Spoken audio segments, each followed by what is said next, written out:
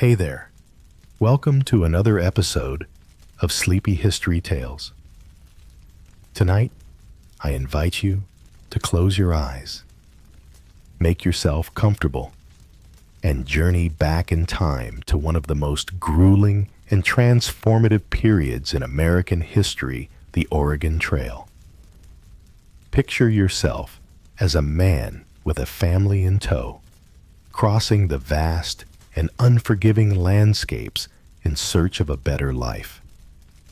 As you listen, let your mind travel along the rough, dusty trail and feel the weight of every step taken toward an uncertain future. It's the mid-1800s, and you've just begun the long and dangerous trek westward, heading toward the promise of fertile land in Oregon.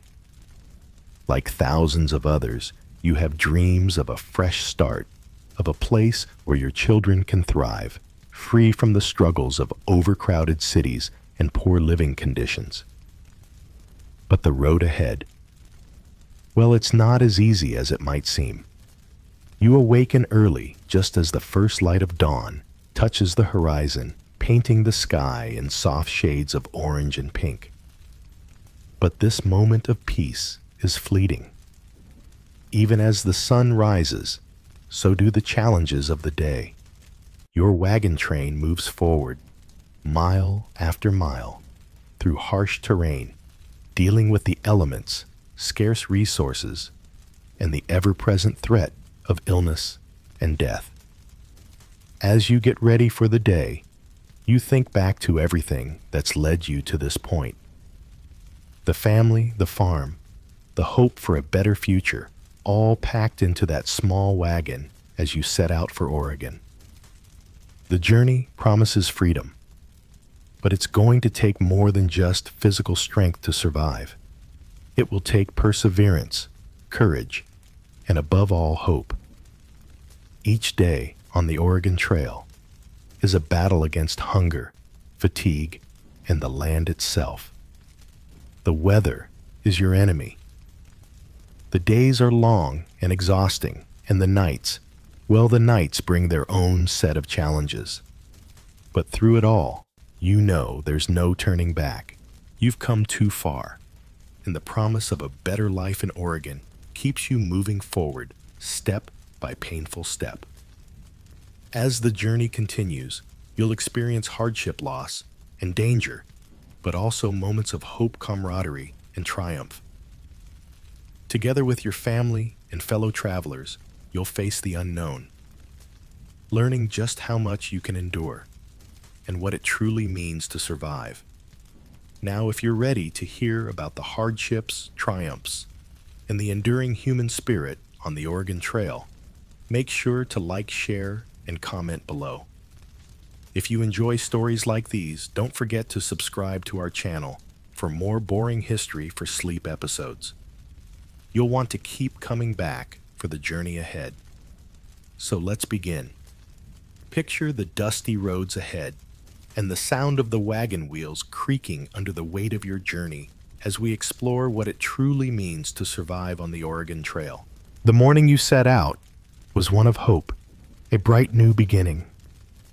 The air was crisp, the sky clear, and for a brief moment, the long road ahead seemed like a path to something better. As you look back at your old life, the town you've called home, the familiar faces of neighbors waving you off, you feel a pang of sadness mixed with a surge of excitement. After all, you're not just leaving behind a life of hardship in search of something better. You're chasing a dream, one where the promise of fertile land freedom and opportunity awaits you. Ready? Pa. Your oldest son's voice breaks through your thoughts. His eyes are wide with a mixture of excitement and curiosity, a boy's adventurous spirit meeting the uncertainty of what lies ahead. You smile at him, the pride in your heart swelling. As ready as we'll ever be, you reply, your voice a little rough from the early morning chill. You ruffle his hair, before turning back to the wagon, where your wife is securing the last few items, ensuring everything is tied down tightly. The family's wagon creaks under the weight of the supplies. It's a heavy load, but it's all you've got for the journey. Clothes, food, tools, and the few cherished items that remind you of home are crammed into that wooden box. Your youngest daughter stands nearby, clutching a small rag doll, her eyes scanning the horizon with a mix of curiosity and confusion. She doesn't understand what's happening yet, doesn't fully grasp why you're leaving everything behind, but she knows this is the beginning of something new, even if she can't put it into words. Let's go. Then you call out, giving a quick nod to your wife, who smiles back at you, though her eyes hold a trace of uncertainty. She doesn't say it, but you can see it in her expression. This journey, this decision isn't just a new chapter. It's a risk, a dangerous one, and one you've committed to without looking back. You take the reins, and with a gentle crack of the whip, the oxen begin their steady, plodding gait. The wagon lurches forward, and you feel that first real sense of movement as the wheels begin to roll away from the town that has been your home. There's a brief moment of silence, a collective deep breath from the family, as if everyone is waiting for this new chapter to unfold. The ground beneath the wagon is rougher than you expected. At first, the path is smooth enough, but as you leave behind the familiar roads and head into the unknown, the uneven terrain makes itself known. The dirt is hard-packed with patches of rock sticking up here and there, and the occasional deep rut threatens to throw the wagon off course. The first few miles are easy enough, but the land doesn't stay kind for long. You look ahead, scanning the horizon for signs of what's to come, but there's nothing, just endless stretches of land that seem to go on forever. Your excitement starts to fade as the reality of the journey sets in. The sun is already high in the sky, and the heat is beginning to grow unbearable. The wagons are already straining under the weight, the oxen moving slower than you'd hoped. The dust rises in thick clouds around you, coating your skin, your clothes, your lips, making it hard to breathe. Every few moments you wipe your brow, your fingers leaving streaks of dirt behind, a reminder of the hard road ahead. How much further, Pa? Your son's voice cuts through the air, a thread of worry in his tone. You know he's excited, but the reality of the long trek is starting to sink in for him too. You pause, glancing at him before answering. A long way yet, son. We'll make camp when the sun sets. Just keep your spirits up. He nods, but his face shows the strain of the day. He's not used to walking this much this far. None of you are. The family presses on the wheels, creaking and groaning with every turn. You can see your wife's shoulders slumped slightly under the weight of the journey, her movements slower than before. You wonder if she's as uncertain as you are. Leaving everything behind wasn't a light decision, and the more you move forward, the more the weight of it all presses on you. As the hours drag on, the landscape changes. The flat fields start to give way to small hills, the rolling land beginning to rise up in front of you. You push the oxen forward, but they are tired, and their pace slows with each mile. You can feel the sweat running down your back, the heavy load of the wagon becoming more and more oppressive. You want to stop to take a break, but there's no time for that. The trail is long, and the longer you wait, the more dangerous it becomes. A few hours pass in silence, save for the creaking of the wagon and the occasional call from your son to ask when you'll stop. You wish you could give him an answer that would ease his worries, but you don't have one. The journey doesn't care about your plans. The land doesn't care about your needs. It just moves forward, indifferent to the people who try to navigate it. As the sun begins to dip lower in the sky, you spot the faint outline of a small stream up ahead. The sight is a relief, a momentary respite from the endless, unchanging land. You steer the oxen toward it, your heart lifting at the prospect of water. But as you approach, you see that it's not just a stream, it's the first real obstacle of the journey. The bank is steep, the water rushing through it fast, making it nearly impossible to cross without the risk of tipping over the wagons. "Damn it," you mutter under your breath. "I thought we'd have it easier than this." Your wife catches up to you, her voice tired but steady. "What now?" You stare at the water for a long moment, weighing your options. The path ahead is unclear, and the choices are few. Do you risk the crossing and try to make it through the night, or do you stop and make camp right here?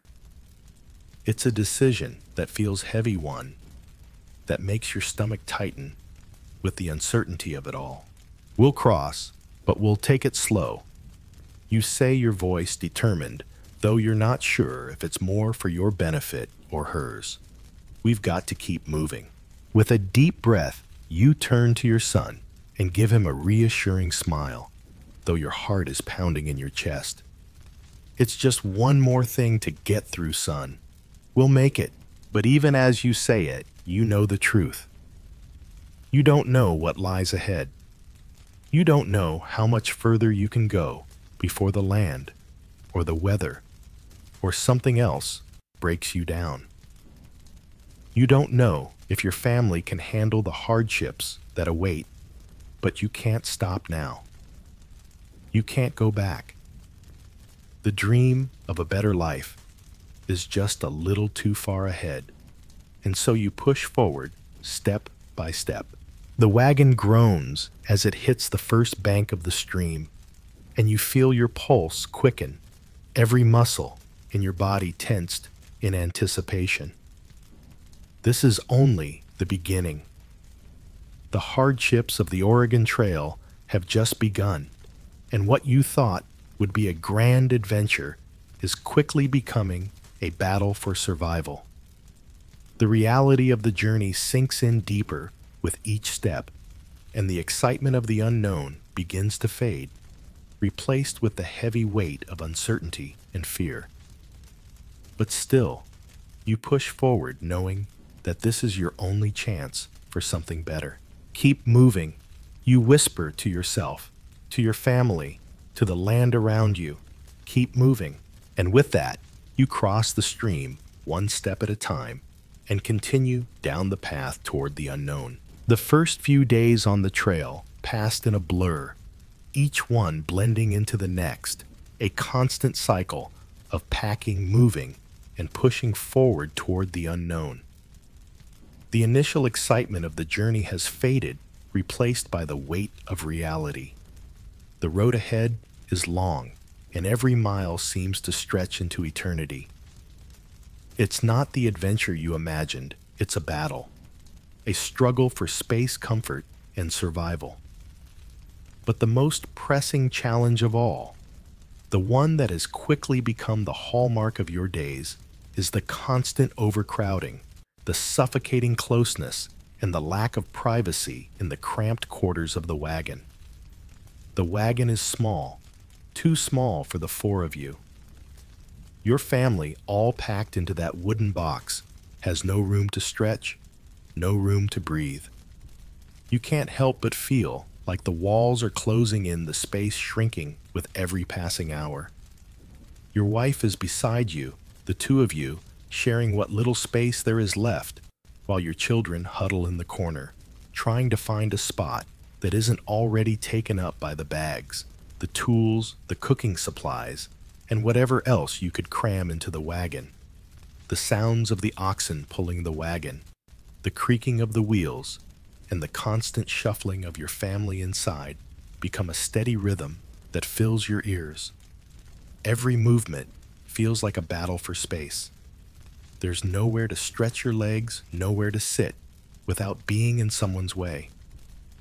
The air is thick, stuffy, with the smell of sweat dust and the lingering scent of dampness that clings to the wood. Every breath feels like it's being forced into your lungs, and yet you don't stop. You can't stop. There's no choice but to endure. "Can't you move over just a little?" your wife asks, her voice strained with exhaustion. She's trying to find a place to sit, but there's nowhere comfortable. You know she's tired, just as tired as you are, but she doesn't complain. She never does. She just keeps going, doing what needs to be done. "I'm trying, Mary," you reply, shifting your weight, trying to make space. But it's hard, so hard. The wagon's too cramped for comfort, and there's no room to move. You're constantly bumping into each other, your legs tangled in the few belongings that are scattered around the small space. Every time the wagon hits a bump, the contents rattle, and you're jolted out of whatever fragile comfort you've managed to find. There's no sense of personal space anymore. It's a constant struggle just to survive the day. Your youngest, Sarah, is sitting near the edge of the wagon, her knees pulled up to her chest as she watches the world outside pass by. She's quiet, too quiet, and you can see the confusion and fear in her eyes. She doesn't understand why you're all cramped into this small space, why you're moving from one place to the next with no rest. You want to reassure her, tell her that it will be better once you reach Oregon. But deep down, you know that this journey, this life isn't going to get easier anytime soon. "Is this how we're going to live the whole way?" your son Thomas asks from the opposite side of the wagon. He's looking out through the small opening in the canvas, his face scrunched up in frustration. "I can't even move my legs. It's too hot in here, and I'm hungry." You glance over at him, the concern in his voice pulling you out of your own thoughts. "We've got to make it work, son," you say, trying to keep your tone steady, though your own patience is wearing thin. You hate that he's having to endure this. You hate that your children are suffering, that they're experiencing this overcrowding and discomfort. "I know it's tough," you continue, "but we've got to push through. We're doing this for a better life. It's just going to take time. We'll be okay." But even as you say the words, you wonder if they're enough. You wonder if this is really the life you imagined for your children and for yourself. How long can you keep this up? How long can you endure the strain of sharing such a small space with so many people? Mary looks over at you, her face tired but resolute. She nods as if she too is just trying to get through this one moment at a time. "Let's try to get some rest," she suggests, her voice quiet. "Maybe it will be better once we stop for the night." You nod, but you're not sure. Stopping doesn't always bring the relief you hope for. The campfire will be small, the food will be meager, and you'll have to set up again the next day, doing it all over again, just like you did today. The thought of that cycle, that endless repetition, makes your shoulders sag. The wagon moves forward, slowly but surely, and you try to focus on the road ahead, trying to distract yourself from the discomfort. But the reality is always there. The crammed space, the lack of privacy, the constant movement. Every part of you aches for something more, something that feels like rest, like a break from the strain. But there is no such thing. There is no place to stop, no place to find peace. As the hours pass, the sun begins to set, casting long shadows across the land. You can see the exhaustion in everyone's faces, the way they slump against the side of the wagon, trying to find some relief from the aching muscles and the limited space. But there's nowhere to rest, nowhere to find comfort. Even when you stop for the night, the cramped quarters don't change. The wagon bed is no different than it was when you first climbed into it, and there's no escape from the reality of your situation. You try to make the best of it. You set up camp as best you can, building a small fire, the smoke mingling with the cool evening air. Your wife prepares the meager meal you've managed to bring, along salted pork, dried beans, and some hardtack. The children sit huddled around the fire, their faces illuminated by the flickering flames. The warmth of the fire is a relief, but it doesn't last long. The cold soon returns, settling into your bones, and you realize that there's no real rest for any of you. You eat quickly, trying not to waste a single bite, but there's little joy in the meal. The hunger gnaws at you, and the fatigue is overwhelming. You try to talk to your family, but it's hard to muster the energy for conversation. Everyone is too tired, too drained from the constant physical and mental strain of the journey. That night, as you lay down on the hard ground, your body aching from the day's movement, you wonder what's ahead. Will it get easier?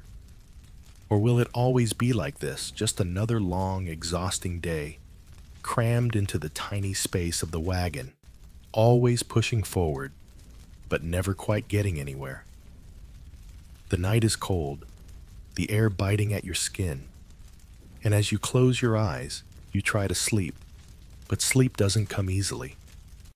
There's no space to stretch, no place to find comfort, and the weight of it all presses down on you like a heavy blanket.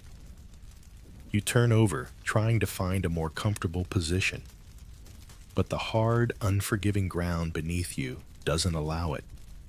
The only thing you can do is endure, to keep going, to keep pushing forward, knowing that tomorrow will bring more of the same. The journey isn't just a physical one, it's a mental one too. Every moment on the trail is a test of your endurance, your willpower. The cramped quarters, the lack of privacy, the constant discomfort, it all wears on you. But you keep going. You have no choice. There's nothing else to do but survive, and that's what you'll do. One step, 1 mile, one day at a time. And so, with the fire crackling in the distance and the night pressing in on you, you close your eyes and try to sleep. The further you venture into the wilderness, the harder the road becomes. What once felt like an exciting adventure is now becoming a trial of endurance, and as the days pass, you start to realize just how difficult and unpredictable the terrain really is. The journey to Oregon isn't just a test of your will, it's a battle against the land itself, with every step taken into the unknown. Your wagon creaks as it moves forward, each bump and jolt, sending waves of discomfort through your tired body. You've crossed rivers, climbed hills, and trudged through endless stretches of prairie, but each day brings a new challenge.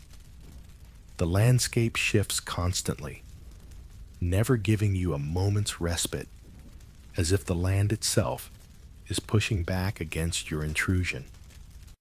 You glance ahead, and there it is, again.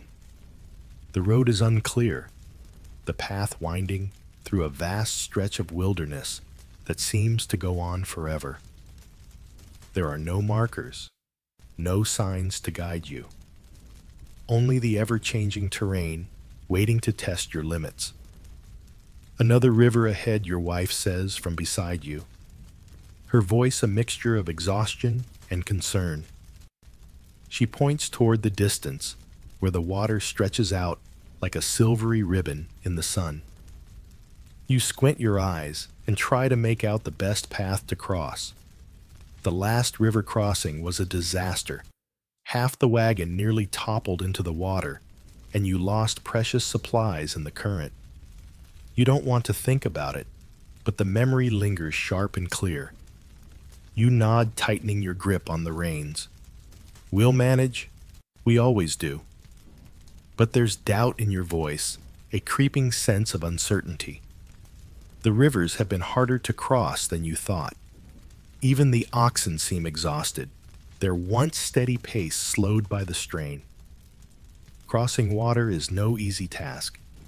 You've heard stories of wagons capsizing families, losing everything, and those memories hang heavy on your mind. The wagon approaches the riverbank, and you stop to take in the scene. The water looks fast, moving in swirls that suggest hidden currents beneath the surface. It's deeper than the last river you crossed, and the banks are steep, muddy, and treacherous. "Think we can cross here?" your son Thomas asks. His voice is steady, but you can see the worry in his eyes. He's only 12, but already he's learning to understand the dangers of the trail learning, that the journey is filled with risks, and that survival is never guaranteed.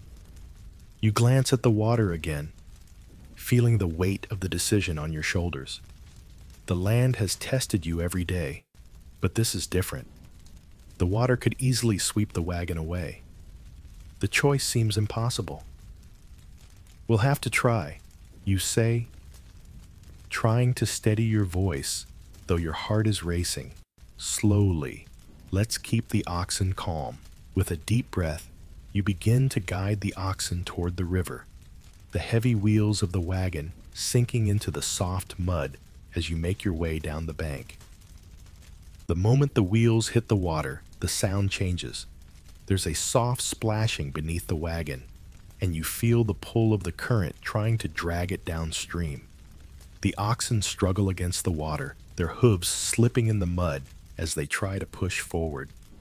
"Keep them steady," you shout to your wife, who is clutching the edge of the wagon, her knuckles white with the strain. "Steady now." The water rises nearly to the wagon's wheels, and the current threatens to pick up speed. You feel a twinge of panic in your chest, but you force it down, focusing on the task at hand. Step by step, you lead the oxen forward, carefully, guiding them through the current, the cold water splashing against your legs, soaking through your boots. Every muscle in your body is tense, bracing for any sudden movement, any slip that might send the whole wagon tumbling into the river.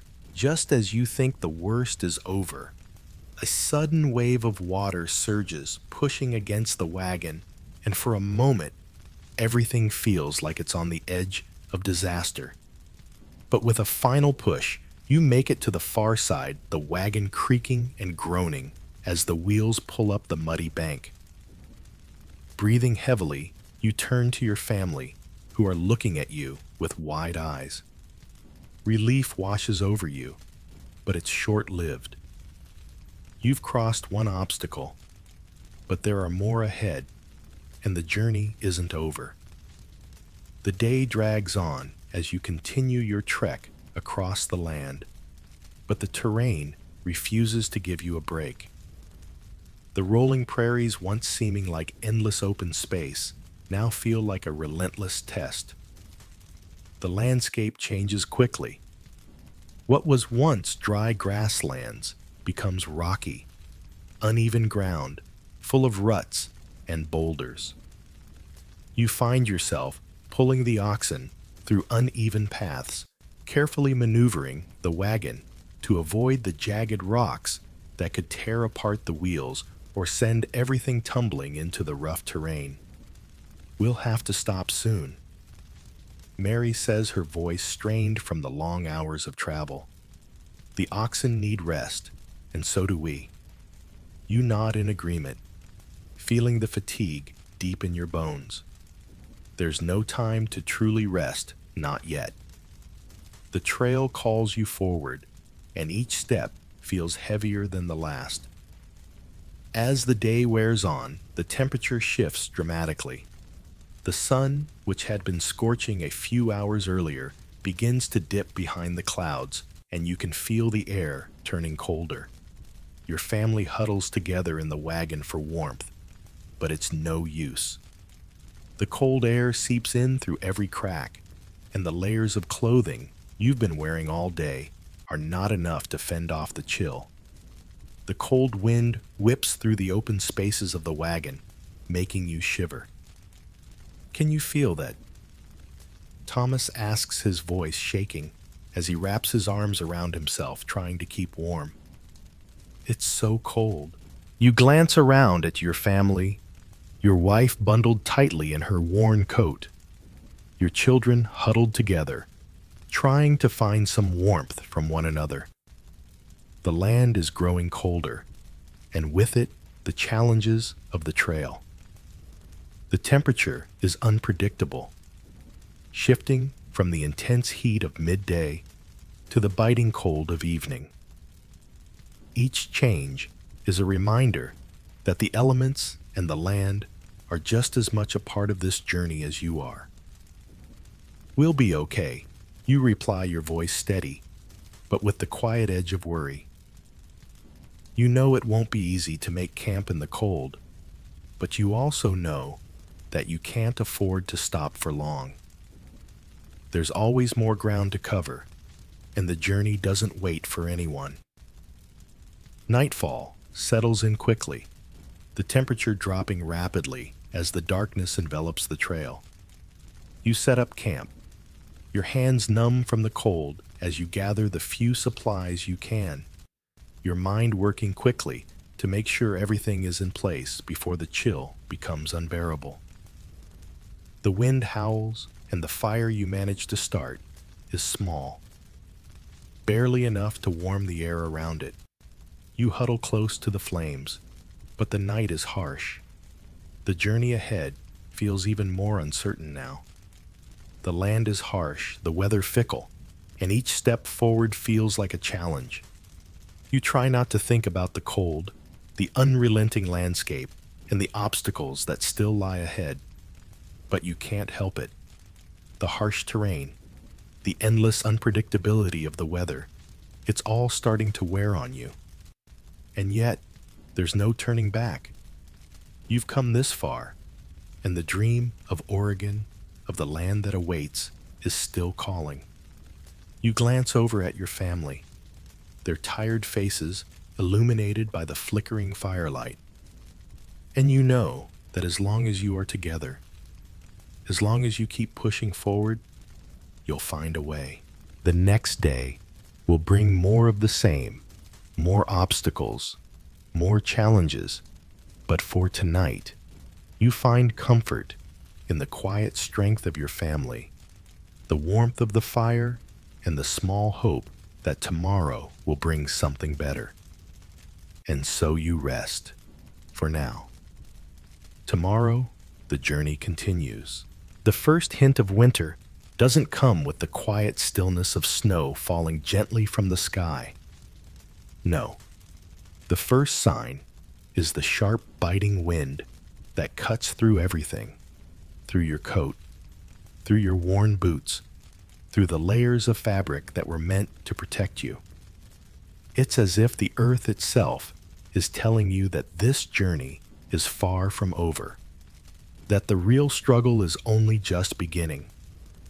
The days are shorter now, and every time you wake up, it feels colder. The sun doesn't have the same strength it did just a month ago. Now, it rises late and sets early, and when it does rise, it offers little warmth. You notice your breath as you exhale the foggy mist of it hanging in the air, freezing almost immediately. And with the first truly cold day, you realize that the warmth of summer is gone for good. The trail has become a battleground, not just against the landscape, but against nature itself. As the wagons roll forward, you feel the weight of the changing season. The wind picks up biting at your skin, and it becomes clear that the land you've traveled through will no longer be hospitable. You glance over at your wife, and you see the same realization in her eyes. The excitement and energy of the journey are starting to fade, replaced by the stark reality that the toughest part of the trail has yet to come. "Do you think we'll make it through the winter?" she asks, her voice barely above a whisper, as if the question itself might make the cold even more real. You don't answer immediately. You can feel the cold sinking into your bones, the anxiety gnawing at your mind. It's a question that has crossed your mind too many times already, and the truth is, you don't know. But you can't afford to dwell on it. Not now. "We'll manage," you say, your voice more reassuring than you feel. "We always do." But even as you say it, you wonder. The thought of spending another winter out here on the trail in the wilderness, with nothing but your meager supplies and a small fire to keep you warm, it's daunting. The prospect of building a shelter from scratch, of making it through the long months without food or proper warmth, seems almost impossible. But what choice do you have? You can't turn back now. You have no other option but to survive. The wagons come to a halt as the group of settlers decides to make camp for the night. The leaders of the wagon train discuss the best place to stop, but it's clear that the decision is already made.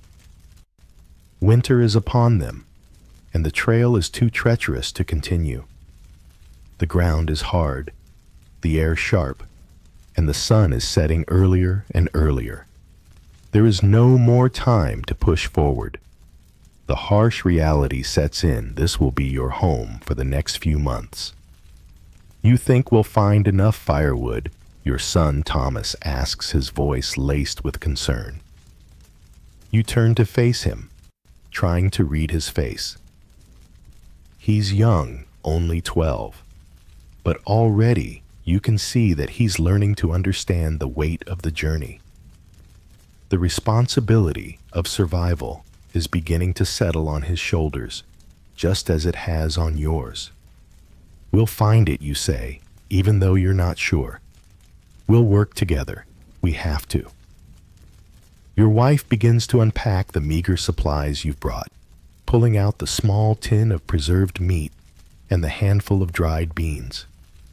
You can already see how precious these supplies are, how scarce they'll become in the coming weeks. There's no room for waste, no room for indulgence. Everything will have to be rationed. You think about the long months ahead, how you'll stretch the small amounts of food, how you'll scrape by.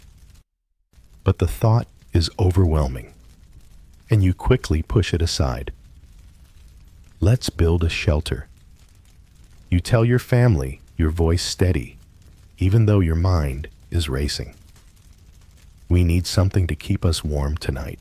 The other families are already working on their makeshift shelters. Some use the wagons, setting them up like small homes, while others gather logs and branches to build rudimentary huts. It's a small community, but the weight of survival presses on everyone equally. No one speaks much as they work. The sound of axes chopping wood, the clattering of metal, and the crackling of fires fill the air. But there are no words of encouragement, no comforting assurances. The task is too big. The need to survive is too pressing. You take the small ones inside the wagon, your wife says, motioning toward the children. "I'll work on the fire." You nod, grateful for the division of labor, though you know that the work itself will wear on you all.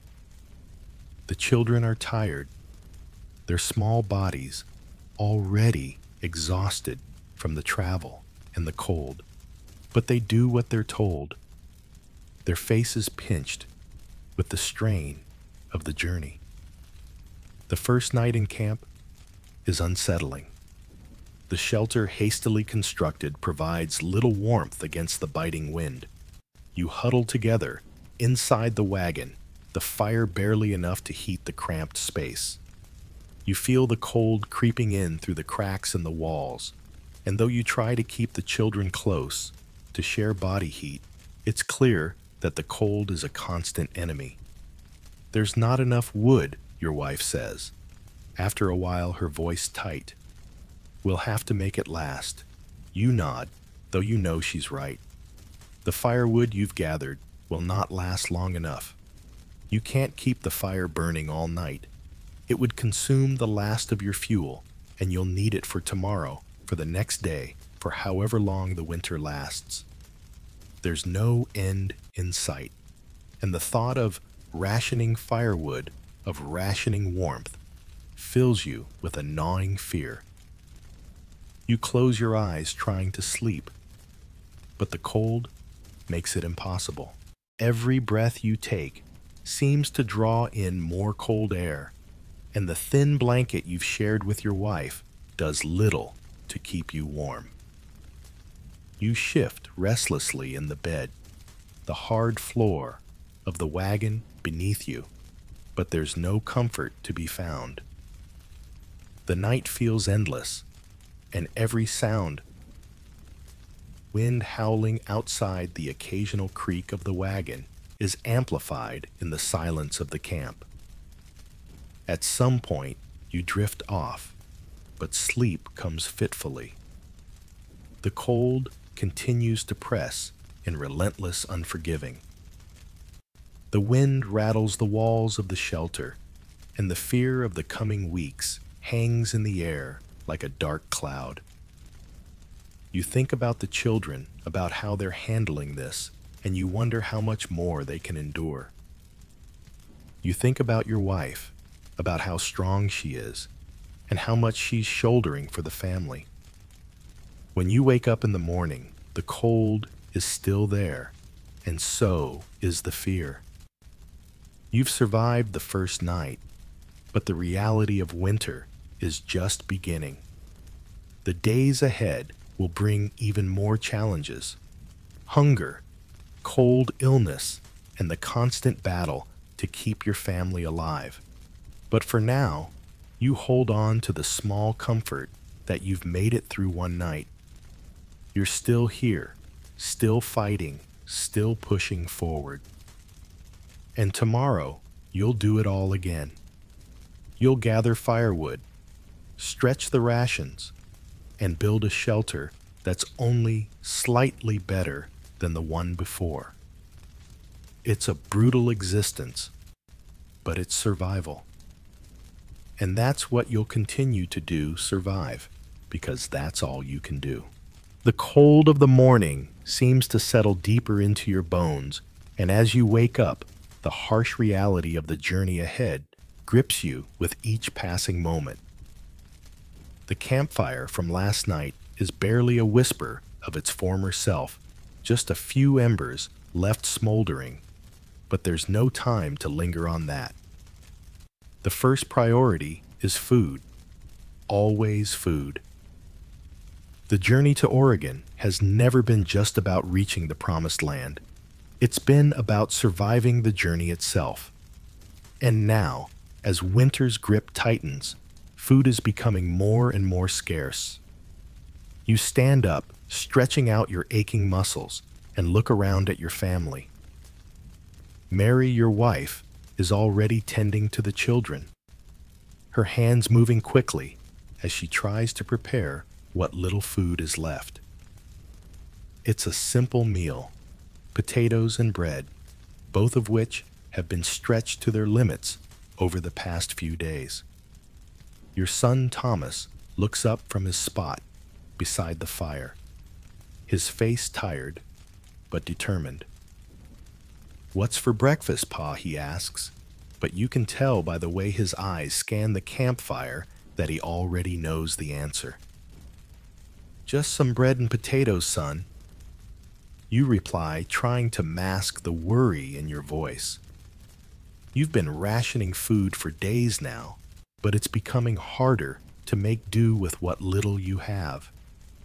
There's no game in sight. Hunting, once a hopeful prospect for a meal, has become a rare event, one that is celebrated when it happens. But more often than not, it's a desperate hope that never quite materializes. You walk toward the edge of the camp, your boots crunching in the thin layer of frost that has settled on the ground overnight. You glance at the trees lining the horizon, their bare branches swaying in the wind. The landscape has shifted since you first started the journey, and now it feels like a place where nothing can grow, nothing can thrive. It's as if the land itself is conspiring against you, holding its resources tight, refusing to give anything up. The hunt yesterday was a bust. You'd set out early, your rifle slung over your shoulder, hoping to catch something. A rabbit, a deer, anything. But the land had been still, unnaturally quiet. No animals to be found, not even the usual signs of life. It's hard not to feel the weight of the failure in your bones. There's no food left in the wagon, nothing but the scraps you managed to bring from the last supply stop. And you know that if you don't find something today, it will be another day of nothing. You make your way back to the camp, where Mary is busy preparing what little food you have left.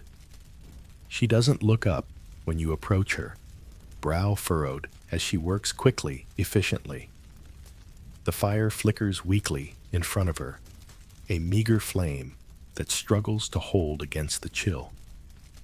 "Did you find anything?" she asks without looking up, already knowing the answer.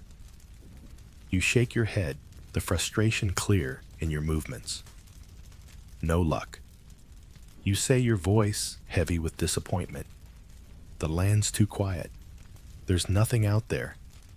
You take a deep breath, feeling the weight of it all. The hunger gnawing at your stomach. The constant battle against the cold. The fear that things won't improve.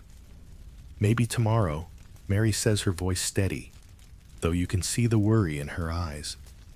We'll try again. You nod, but deep down, you know the truth. There's no guarantee that tomorrow will be any better. The days are getting colder and the hunting is getting harder. The once abundant wildlife seems to have disappeared, leaving you with nothing but empty forests and barren fields. Your family's survival depends on your ability to find food, but each day it feels like you're losing that battle. The smell of the bread and potatoes wafts through the air, but it does little to fill the emptiness in your stomach. You sit down with your family, taking what little food is available. You eat quickly, mechanically, your mind already turning to the next problem. Where will the food come from tomorrow? What if there's nothing? What if this is all you'll have until the next supply stop, which could be days away? The thought is enough to make your stomach tighten with fear. We'll have to stretch it, Mary says, breaking into your thoughts. She's always been the one to keep the family grounded, to remind you that even in the hardest of times you can make do. We've done it before. You look at her, and for a moment, you're reminded of the woman who once stood beside you in your old home, full of hope and dreams of a better future. That woman seems so far away now. The journey, the hardship, the constant struggle for survival, it's changed everything. But Mary, even now, holds on to the belief that there's always a way through. We've made it this far, haven't we? She says, catching your gaze. We'll find a way. You nod, but the doubt lingers in your mind. You know that hope alone won't feed your family. You need something more: food, warmth, security. But the land is barren and the wildlife is scarce. You have no choice but to keep going, to keep trying, to keep hoping that something will change. As the day stretches on, you find yourself pacing the camp, unable to sit still. The waiting is the hardest part. You know you'll have to try again tomorrow, but right now, there's nothing to do but wait for the next opportunity, the next chance to find something, anything that might sustain you for a little longer. Maybe we'll find something today, Thomas says, his voice hopeful as he stands up from the fire. He's young, but already you can see the way he's starting to think like a man, like someone who has to face the realities of the journey, the struggle to survive. You give him a small smile, but inside you know the truth. We'll try, son. We'll always try. And so the day passes, each hour dragging on as you wait for something to happen. But the land remains silent. No signs of game, no rustling in the trees. The only sound is the wind, a constant reminder of the harsh world you're navigating. The sun begins to set, casting long shadows across the camp, and you realize that once again you've made it through another day. But there's no triumph in it, just exhaustion and the nagging worry that tomorrow might bring more of the same. Night falls quickly, and you huddle together with your family by the fire, the warmth of fleeting comfort in the face of everything you've lost and everything you still need. The fire crackles softly, and you allow yourself a moment of peace, the sound of your family close. A reminder of why you're doing all of this. You know that survival is not just about the food or the hunting. It's about holding on to each other, about staying connected through the hardships. Without that, you would have nothing. As you lay down to sleep that night, the cold creeping back in, you think about tomorrow. Tomorrow, you will try again. You'll search for game, gather what you can, and keep moving forward. The journey may be uncertain, but as long as you have each other, as long as you continue to try, you know that survival is possible. But for tonight, you rest knowing that even in the harshest conditions, the will to survive is stronger than the fear of what lies ahead. Tomorrow is another day, another chance to make it through. You close your eyes, clinging to the hope that it will be enough. The air was thick with the smell of damp earth and sweat as you walked through the camp, the weight of your boots sinking into the muddy ground with each step. The journey had been long, and the days only seemed to get harder. The hope for a new life in Oregon was still there, but each passing day felt more like a struggle for survival than an adventure. The weather was harsh, the terrain unforgiving, and the food supplies dwindling. But what was starting to weigh most heavily on your mind, what had started to consume the group more than anything else, was the constant looming threat of illness. It had started slowly at first, with a few members of the wagon train complaining of stomach pains, but it quickly spread. You remember the first case, the man who had been with you since the early days of the journey, a stout man named Henry who was known for his jovial attitude. He had been the first to fall ill. At first, he'd chalked it up to bad food or exhaustion. But then the symptoms grew worse. He couldn't keep anything down his stomach, cramping so badly that he could hardly move. Within a few days, it was clear that something was wrong, something more than just a stomach bug. Henry's worse today, your wife had said, her face drawn with concern. You could see it in her eyes, the fear that had begun to settle in the uncertainty of what to do next. You walked over to where Henry lay, his face pale, his body weak. The fire that had once burned brightly in his eyes had gone out, replaced by the dull, hollow gaze of someone too sick to fight anymore. Henry, you called softly, kneeling beside him, your hand resting gently on his shoulder. How are you feeling? He coughed a dry, hacking cough that sounded worse than it was. I'll be fine, he rasped, his voice barely above a whisper. Just a little sick. I'll get better. But you knew better. This wasn't just a simple illness. You had seen it before. Dysentery, cholera, and fever. All of them brought on by the unsanitary conditions of the trail. The lack of clean water. The crowded conditions of the wagons. The lack of proper medical care. All of it combined to create a breeding ground for sickness. Over the next few days, it became clear that Henry wasn't the only one who was sick. One by one, others in the group began to show signs of illness, stomach cramps, fever, and weakness. It spread like wildfire, and soon the camp was filled with people too sick to move, too weak to help. Who's next? You muttered under your breath one evening, sitting by the fire and watching the shadows of the sick men and women huddled together under blankets. Who's going to fall this time? You were powerless to do anything but watch as the sickness spread.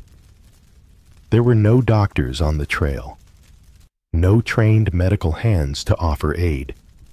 All you had were the few remedies you'd managed to bring with you. Herbs, simple ointments, and tinctures that had been passed down through generations. But these were little more than hope wrapped in a cloth. They didn't cure cholera, and they certainly didn't cure dysentery. Each day, you saw the toll it was taking on the group. There was a growing sense of fear in the camp, a gnawing unease that hung over everything you did. The disease seemed to be everywhere in the air you breathed in, the water you drank, in the very ground beneath your feet. No one was safe. Mary, I think it's spreading faster than we thought, you said one evening, your voice tense. We need to do something. She looked up at you, her face pale with worry. What can we do, John? We don't have the medicine. We don't have the tools. We can only try to keep people comfortable. You didn't have the answer. You had no cure, no way to stop it. You could only watch as the sickness made its way through the camp, claiming people one by one. There was nothing you could do, and that was the hardest part. The helplessness, the constant fear that you or someone you loved would be next. Days turned into weeks, and the disease continued its cruel march through the camp. Some recovered, but many did not. You watched as people grew weaker and weaker, their bodies ravaged by the illness. The young and the old were hit hardest, but even the strongest were not immune. You lost count of the number of people who had fallen sick, and worse yet, the number of those who had died. Another one's gone. Mary whispered to you one morning as you stood together by the fire. Her eyes were tired, haunted by the suffering she had witnessed. That's the third this week. You knotted your throat tight with emotion. I know. But there was nothing to say. You couldn't bury your grief, not now. You had to keep moving forward, even when every part of you wanted to stop, to collapse under the weight of it all. The lack of proper medical care was perhaps the cruelest part of the disease's toll. The settlers, who had once been able to rely on their own strength and resolve, were now at the mercy of a force that was beyond their control. You couldn't see the disease coming until it was too late. And when it hit hard. The lack of medicine, the absence of trained healers meant that sickness spread rapidly, and with each day, you realized just how vulnerable you all were. Is it worth it? Pa Thomas asked you one evening, his voice barely audible above the wind. He had always been strong, always full of energy. But now, you saw something different in his eyes, a weariness, a sorrow that he hadn't had before. Why are we still doing this? Why don't we just turn back? You looked at him, your heart breaking at the pain in his eyes. I wish I knew, son. I wish I knew. You reached out and placed a hand on his shoulder, feeling the weight of it all. But we can't go back now. We've come too far. We have to keep going, no matter how hard it gets. The night grew colder, and as the fire burned low, you found yourself staring into the flickering flames, lost in thought. The disease had taken so much from you, from your family, from the other settlers. But what really haunted you was the uncertainty. What if it came for you next? What if you were the one who fell, the one who couldn't make it to Oregon? The disease wasn't just a physical threat, it was a mental one too. The constant fear, the anxiety of not knowing who would be next, ate away at the hope that you had left. Every cough, every fever, every sick person was a reminder that this journey wasn't just hard because of the land or the weather. It was hard because life itself was against you. As the days passed, you learned to carry the weight of it, all the illness, the fear, the exhaustion. You did what you could to help those around you, but there was so little you could offer. The few remedies you had were all but useless, and you watched helplessly as people continued to suffer. The camp became a place of silence, of whispered conversations and quiet prayers. The once lively chatter of the wagon train had faded, replaced by the constant lingering presence of disease. The sick stayed together in their small clusters, isolated from the rest of the group, while the healthy did what they could to care for them. It wasn't much, but it was all you could offer. When another person died, there was no grand funeral. There was no ceremony. You simply buried them quickly, quietly, and moved on. The body was just another loss, another casualty of the journey, another reminder of how precarious life on the Oregon Trail really was. The days blurred together, the sickness never far from your mind. But through it all, you held on. You held on for your family, for your children, for the future you hope to build in Oregon. The disease might have stolen your peace of mind, but it hadn't stolen your will to survive. You kept moving forward because what else could you do? You couldn't turn back. You couldn't afford to stop. The days are beginning to blur together, the endless miles of dust rock and prairie giving way to the looming weight of winter. It's mid-November now, and the weather has begun to turn. The nights are growing colder longer, and it's clear that the end of the trail is nowhere near. The promise of Oregon, fertile land freedom, a fresh start, still feels so far away. But each passing day feels more uncertain, more dangerous. The wagon train has reached a fork in the road. The weather is growing harsher. The resources are dwindling, and the settlers, once full of hope and optimism, are beginning to show the signs of fatigue, physical, mental, and emotional. The prospect of winter is beginning to loom, like an unwelcoming shadow over everything you've worked for. You stand by the fire, looking at your family, at the other settlers gathered around, wondering what the right choice is and whether you've already made too many wrong ones. Pa, what are we going to do? Thomas's voice breaks through your thoughts, and you turn to find him standing just behind you. His face, usually bright with energy, is drawn and pale. The long days of travel have worn him thin, and the uncertainty of the future is weighing on him just as much as it is on you. You let out a sigh, running a hand through your hair. I don't know, son. You answer, your voice low. We've come so far, but this weather, this trail, it's too much to predict. We've got enough supplies to keep going for a while, but I don't know what's ahead. You glance back at the rest of the wagon train. Some of the families are huddled together, their faces tired and worn. They're having the same conversation and the same doubts. Some are ready to push forward, hoping that the worst of the journey is behind them. Others, like you, are starting to wonder whether staying in a relatively safer camp and riding out the winter might be the better choice. But there's no simple answer. The tension in the camp is palpable, and you can feel it in the air. The settlers are divided.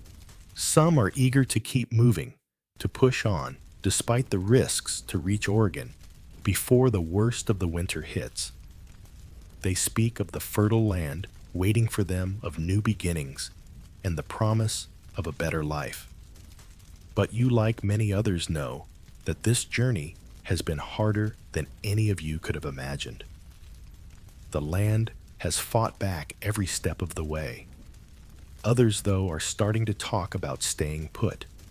They speak of the dangers of traveling further into the unknown, of running out of resources, of losing their families to the harsh conditions that are closing in.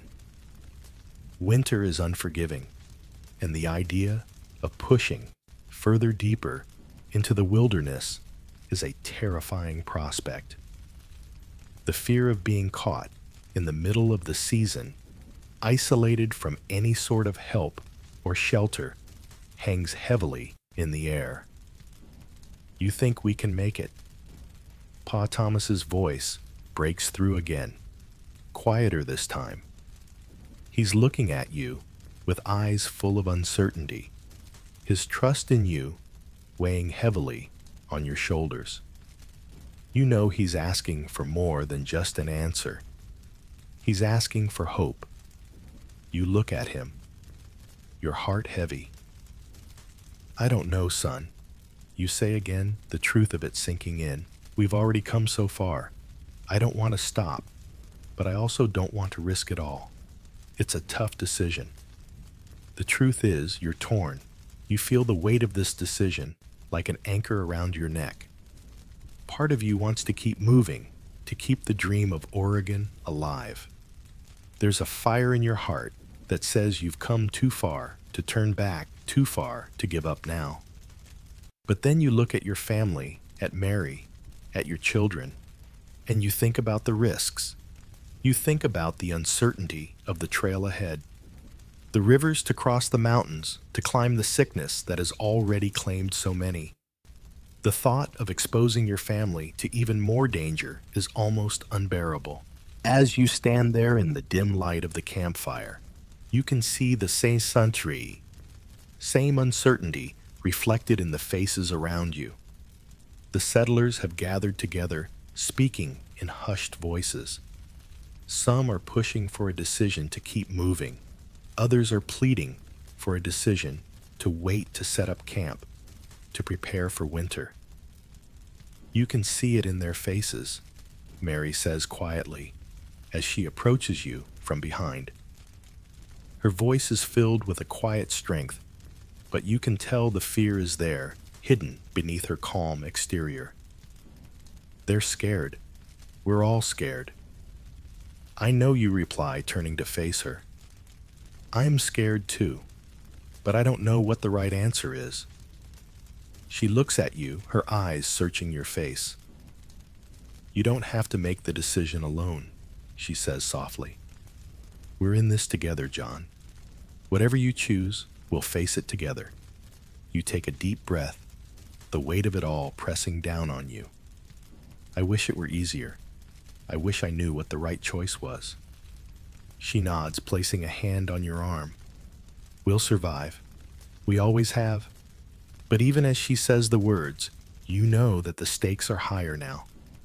The game has changed. Survival is no longer just about enduring the hardships of the journey. Now, it's about survival in the face of the harshest conditions imaginable. As the night stretches on, the decision remains undecided, hanging like a heavy cloud over the camp. You can feel the tension in the air, the weight of it pressing on your chest. You're all on edge, waiting for someone to make a decision, someone to take the responsibility.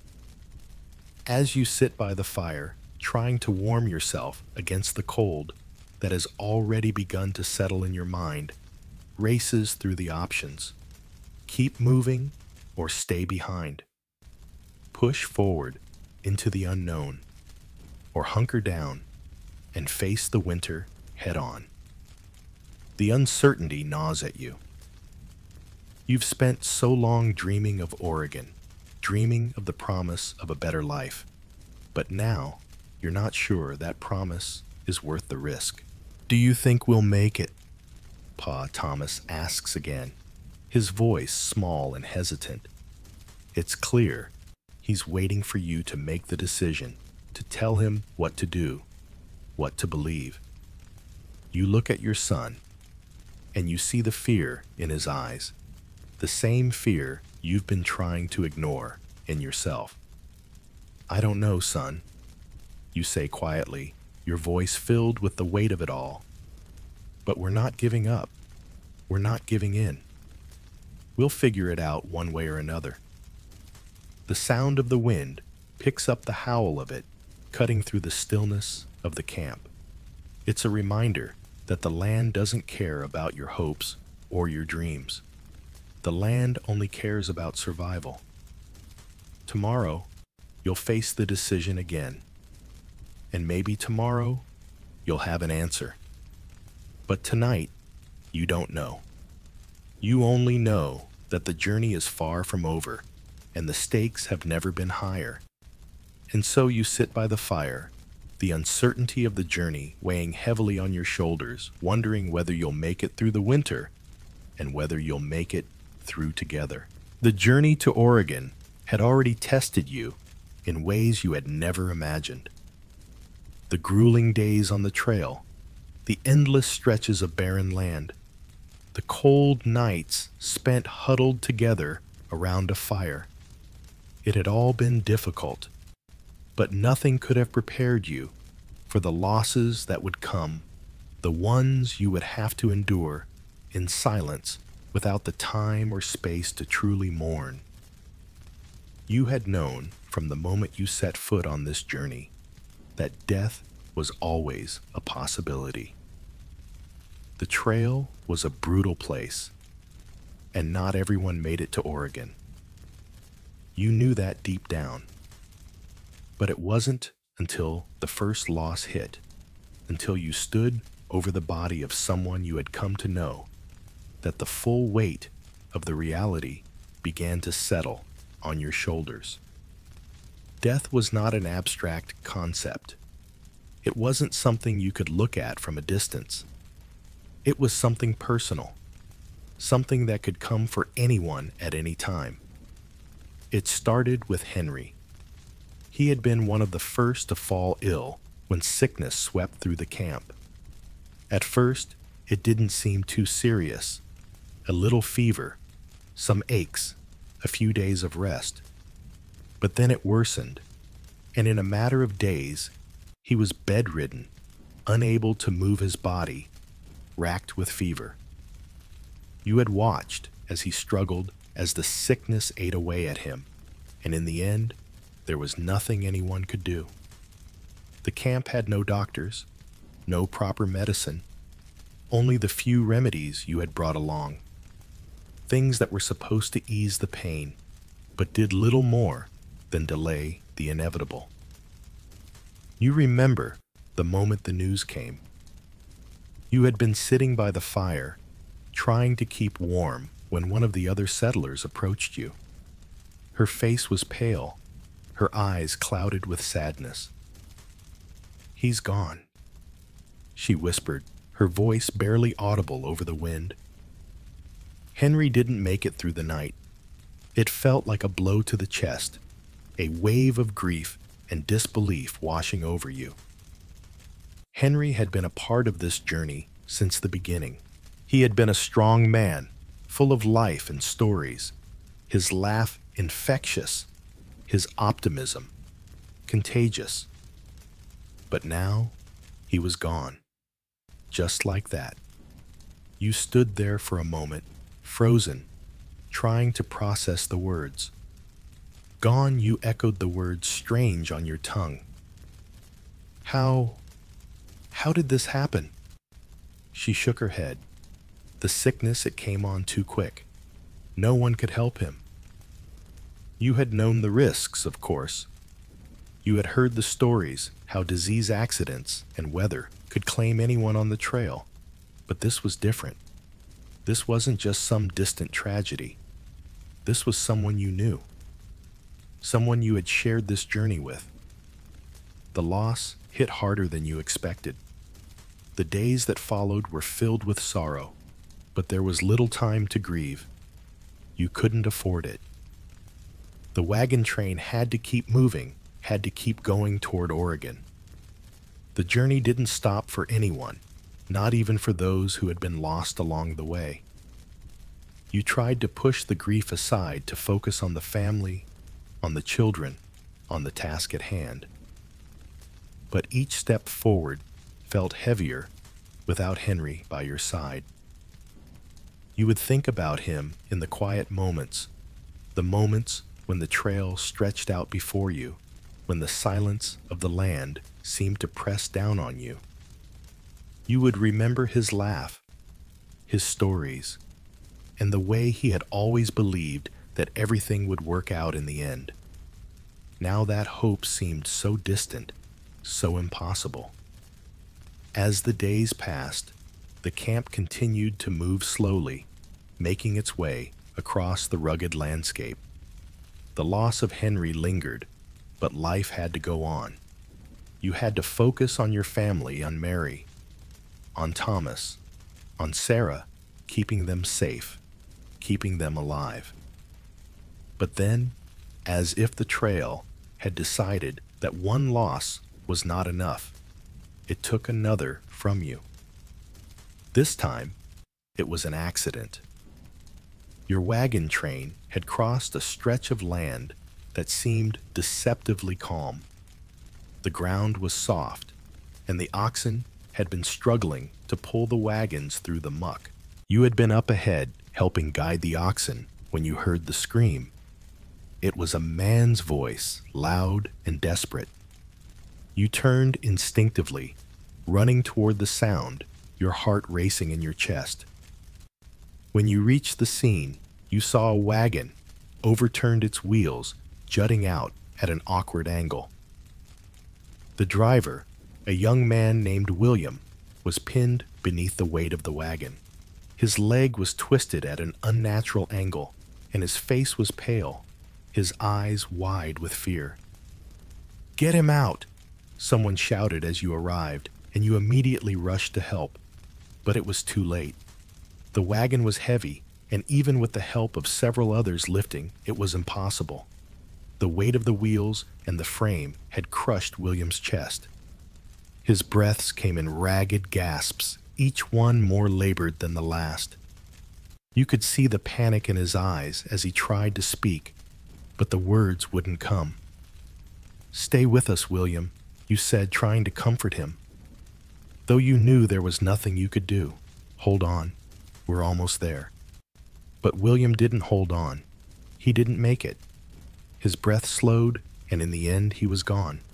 His family, his wife and children, stood to the side, helpless, their faces etched with disbelief, as if they couldn't quite accept the reality of it all. Why, Thomas whispered to you later that night, his voice barely audible over the crackling of the fire. Why does this happen? You paused the question, hanging in the air. You looked at your son, the boy who was growing up too quickly, who was beginning to understand the cost of this journey. "Sometimes, son," you began, "the trail is unforgiving. It doesn't care who you are or what you want. You just have to keep going.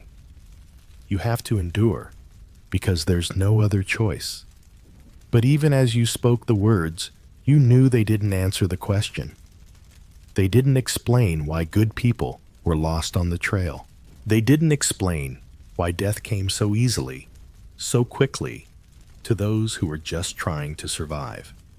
As the days stretched into weeks, the reality of the trail continued to take its toll. Loss after loss, death after death. It seemed as though there was no end. You saw the tears in the eyes of the families who lost loved ones, the grief that consumed them, and yet they all moved forward, because what else could they do? But each loss was a reminder of the fragile nature of life. The trail was a place of constant danger, where every day brought the risk of something going wrong. Whether it was illness, accidents, or harsh weather, the threat of death was never far away. At night, as you lay in your wagon, exhausted from the day's work, you thought of Henry of William and of the others who had fallen. You thought about how easily it could have been you or your family. The journey to Oregon was supposed to be about a new beginning, a new life. But it had become a test of survival, a fight against time, nature, and fate. And yet you pressed on. The journey had taken much from you, but you couldn't stop. You couldn't afford to stop. As long as you had breath in your body, you would continue the fight. For your family, for your children, for the hope of a better life ahead. The losses were painful, but they were a part of the journey, a part of the price of survival. And no matter how hard it was, you would keep moving forward, because that was the only choice you had. The Oregon Trail had been nothing short of exhausting each mile, dragging you and your family through untold hardships. Days on end of walking, the constant strain of pushing the wagons forward, and the pressure of keeping your family together had already taken their toll. But there were few things more unnerving than the sight of a river crossing. As the days passed and you approached each new waterway, the feeling of dread grew heavier in your chest. Every time you saw the swift current rushing over rocks, a wave of anxiety swept over you. Rivers had become one of the greatest challenges on the trail. You had heard the stories of wagons and people lost to the river's powerful pull, of whole families drowned in a split second as their wagons toppled into the rushing water. But hearing stories was one thing. Seeing it firsthand standing on the riverbank, the sound of rushing water in your ears, knowing that the only way forward was to cross, was another entirely. The morning the river appeared in front of you, the group came to a halt. The sight of the wide, fast-moving stream stretching before you sent a ripple of panic through the camp. It wasn't just a stream like the one you'd crossed before. This was different. The river was deep and fast, with no shallow spots to make the crossing easier. It was a barrier, a violent force that stood between you and your goal, one that demanded your attention and your respect. You stood at the edge of the camp, looking at the water, the weight of what lay ahead, pressing on you. You could see the others gathered near the wagons, talking in hushed voices, the fear palpable in the air. Some of them were already looking for a place to make a raft or set up a ferry. Everyone knew the danger. The question was whether the risk was worth it. The wagons had to cross. There was no other way to continue. Your hands were shaking not from the cold, but from the anxiety that gripped you. You had seen what happened to people who misjudged the river, who were too hasty, too reckless. A wrong move, a slip, and your whole family could be gone. All your belongings, all your hopes could be swept away in an instant. You had come this far, lost friends, lost time, lost pieces of your soul along the way. But you couldn't afford to lose this, to lose your family. Not after all you'd been through. Do you think we can make it? Across? Thomas's voice cuts through your thoughts, and you turn to see him standing next to you, his young face etched with worry. You swallow hard. The truth is, you don't know. We'll have to try. Son, you say, though the uncertainty in your voice betrays you. You've crossed smaller rivers before, but this felt different. We'll have to trust the others, trust the plan. Your wife Mary joins you by the riverbank, her face-tense eyes flicking to the others who are preparing the raft. She's been silent, keeping her thoughts to herself, but you can see it now. Her concern, her worry about what's to come. She walks over, standing beside you, as the group begins to gather the materials for the crossing. We've done this before, she says quietly, trying to reassure you, but you can hear the uncertainty in her voice. We'll just take it slow, one step at a time. You nod, but the knot in your stomach tightens. It's not just the crossing itself that worries you, it's the unknown. The current looks wild, unpredictable, and the river's depth is unclear. Even if you manage to get the wagons across, what if you lose something? What if your food is swept away, or worse? What if someone gets hurt? A shout cuts through the air, and you look over to see the leaders of the wagon train gathering. They've decided to go ahead with a raft despite the risks. The plan is simple: one wagon at a time, using a handmade raft to float across. The oxen will be guided through the water first, then the wagons loaded with as much as they can carry. It's a fragile plan, and you can't shake the feeling that it's a gamble. But you have no choice. There's no turning back now. All right, get ready, one of the men shouts, motioning for the first wagon to approach. You can see the tension on everyone's faces, the dread of what could happen, what might go wrong. There's no room for mistakes here. You help Mary secure the children inside the wagon, trying to make sure they're safe. The rest of the settlers do the same, preparing for the crossing. You walk over to where the raft is being set up, watching as the workers tie the ropes, getting ready to move. It's not much a simple raft built from logs and planks of wood, reinforced with ropes, but it's all you have. Do you think this will hold? Your wife asks, her voice tight. I don't know. You answer honestly, but we don't have any choice. The first wagon is ready. The men begin to guide it toward the raft, their faces etched with concentration, their voices low and tense. The wagon creaks and groans under the weight of the supplies, and the oxen step hesitantly onto the raft, the wood beneath their hooves groaning under the pressure.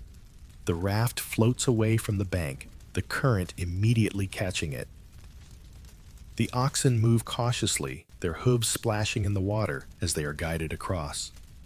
The raft sways dangerously, and you watch holding your breath, praying that everything goes smoothly. At the halfway point, disaster strikes. The raft tilts, one of the men loses his grip on the rope, and the raft begins to drift. You hear shouts, frantic calls as the men scramble to regain control. The water seems to surge with power, pushing the raft further downstream. The oxen bellow in panic, and the wagon rocks dangerously. For a brief moment, it seems like everything will be lost. Hold on, someone yells. Your heart is in your throat as you watch the wagon sway dangerously, the ropes straining under the pressure. You can see the fear in the men's eyes as they struggle to keep the raft steady. And then with a final push, the raft hits the opposite bank. There's a moment of stunned silence, and then the camp erupts in relieved shouts. The first wagon has made it across, but not without a price. The oxen are shaken, the wagon damaged, and some of the supplies are soaked through. You breathe a sigh of relief, but the victory is bittersweet. It wasn't easy, and the risk was enormous. "We're next," Mary says quietly, her voice tight with worry.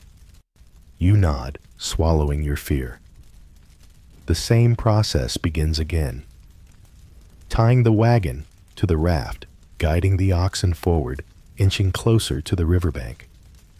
The crossing ahead feels even more dangerous now, but there's no turning back.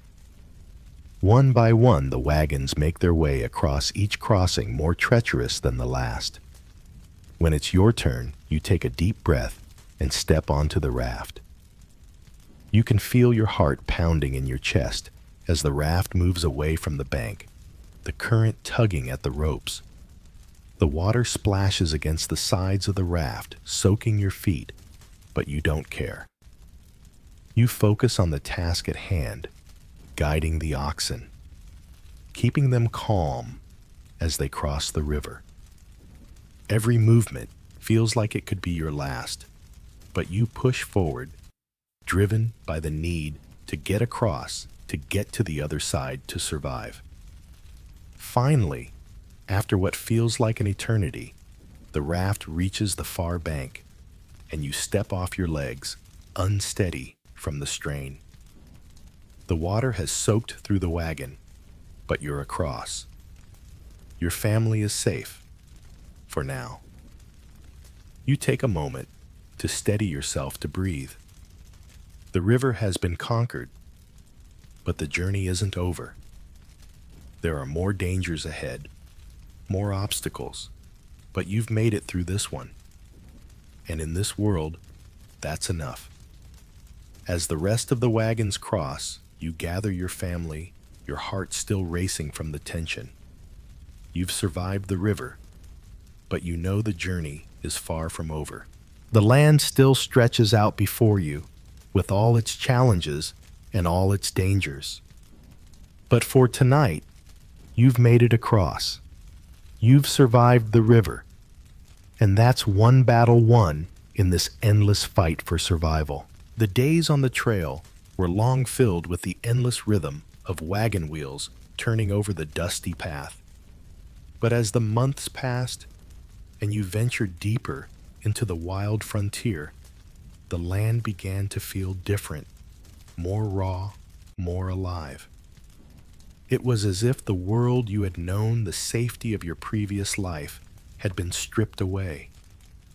Now, you were surrounded by the unknown, and with it came the ever-present awareness that the people who lived here long before you were watching. The land had once been theirs, and while there was no mistaking that you had come here in search of a new life, you couldn't shake the sense that your presence was an intrusion, a trespass into a world that was not your own. It wasn't long before you first encountered them, the Native Americans, the people who had lived on these lands for centuries. You'd heard stories, some true, some exaggerated, but nothing could prepare you for the reality of meeting them face to face. It happened one afternoon when the sun was high and the heat from the day had begun to seep into your bones. The wagon train had stopped for a rest, and the air was still. You'd been working with the oxen, trying to get them to settle for a moment, when you saw a group approaching in the distance. They were riding on horseback, their movements fluid and deliberate. As they neared, you could see the brightly colored blankets. They wore the feathers in their hair, the spears and bows slung across their backs. They weren't threatening, not at first. Instead, there was a calmness in their presence, a sense of purpose that made you pause. "Look, Pa," Thomas whispered, his wide eyes reflecting a mix of awe and fear. "Who are they?" You straightened up, wiping your brow, and turned to look at the group. You'd heard talk of encounters with Native American tribes, but no one really knew what to expect. Were they friendly, hostile? The uncertainty weighed heavily on your mind. "They're here to trade." A voice behind you broke through your thoughts. It was one of the other settlers, an older man named John, who had been traveling the trail for longer than you. "We've had dealings with them before. As long as we don't try anything foolish, they're peaceful folk." You nodded, trying to swallow the lump in your throat. You didn't know what to expect, but you couldn't afford to show fear. Not now. Not when the success of this journey, your family's future, depended on making it through the trials ahead. As the Native Americans approached, they slowed their horses and began to dismount. One of them, a man with a stern face and long braids, stepped forward. He held out his hand in a gesture of greeting, his expression unreadable. You hesitated for a moment, but then instinctively you reached out and grasped his hand. The handshake was firm, his hand rough, calloused from years of survival on the land. He nodded, and in broken English said, "Trade, food, supplies." You didn't speak their language, and from the look in his eyes you could tell they didn't speak yours fluently either. But the meaning was clear. They were offering trade food for whatever you could provide in exchange. "We can trade," you said, glancing back at your wagon, where the rest of your family and the others in the group had gathered. "We've got some dried meat and flour. We could use more hunting supplies, maybe tools." The man looked at you, nodding slowly, his eyes scanning the group around him. He then motioned to the others in his party. Slowly, they began to unload their goods, a pile of skins, bags of dried herbs, and what appeared to be hand-carved tools. You exchanged what you could, taking in the variety of their goods, marveling at the skill that went into making each piece. The exchange was quick, efficient, and for a moment, the tension in the air seemed to dissipate. There were no shouts, no arguments. Just a brief understanding passed between the two groups, a quiet negotiation on the edge of an untamed land. As the trade ended, the man stepped back and gestured to the rest of his party. They mounted their horses again, preparing to leave. He looked back at you one last time, his gaze steady, before speaking in a voice that was low but clear. "Don't stay too long. The land is dangerous for many." The warning hung in the air, and without another word, the group turned and rode off their horses, kicking up dust as they disappeared into the horizon. You stood there for a moment, watching them go, trying to process what had just happened. "That was unexpected," Thomas said, his voice filled with a mix of curiosity and unease. You nodded, your mind still whirling with the encounter. It had been peaceful, yes, but you couldn't shake the feeling that there was something more to their words. "Yes, it was," you replied, "but we'll need to be careful." This land is theirs, and we're the strangers here. We don't know what to expect.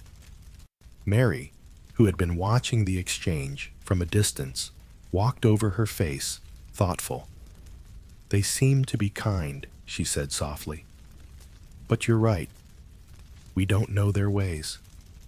We'll need to stay respectful and keep our guard up. The days that followed seemed to stretch on without event, and the journey continued. The wagon trains moving forward, day after day.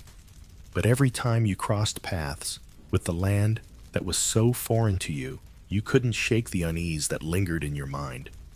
There had been an understanding with the Native Americans, but it felt fragile, like a thin thread stretched too tightly, just waiting to snap. And then one evening, the inevitable happened. It was after dark, when you first heard the rustling in the distance, the sound of hooves on the dirt. At first you thought it was just the wind, but the sound grew louder. Your heart skipped a beat. You stood up, instinctively, reaching for your rifle, unsure of what you might face. The fires from the wagons flickered in the night, casting long shadows over the camp. "Pa, what's that?"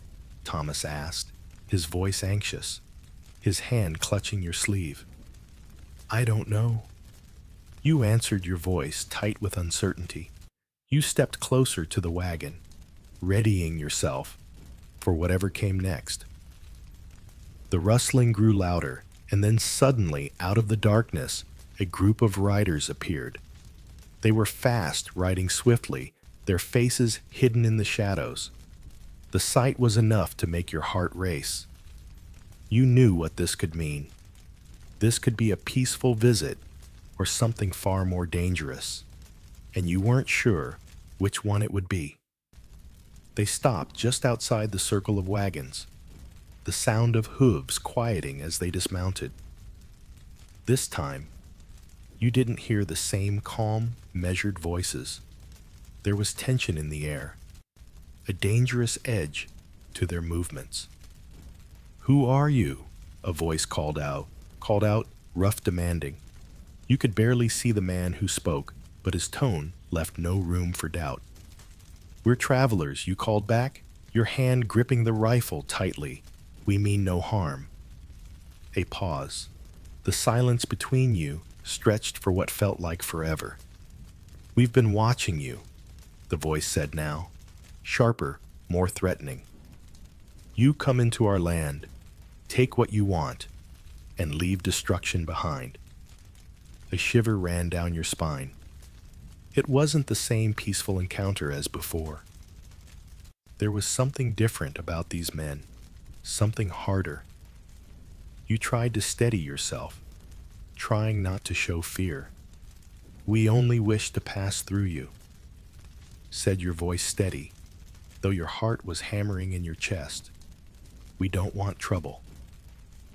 The silence grew deeper, more oppressive, and for a moment you feared the worst. But then, just as quickly as they had arrived, the men mounted their horses again, their faces still hidden in the darkness.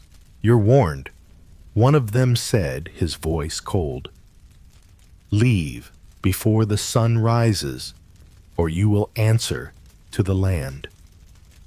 And just as suddenly as they came, the group disappeared into the night, their horses vanishing into the shadows.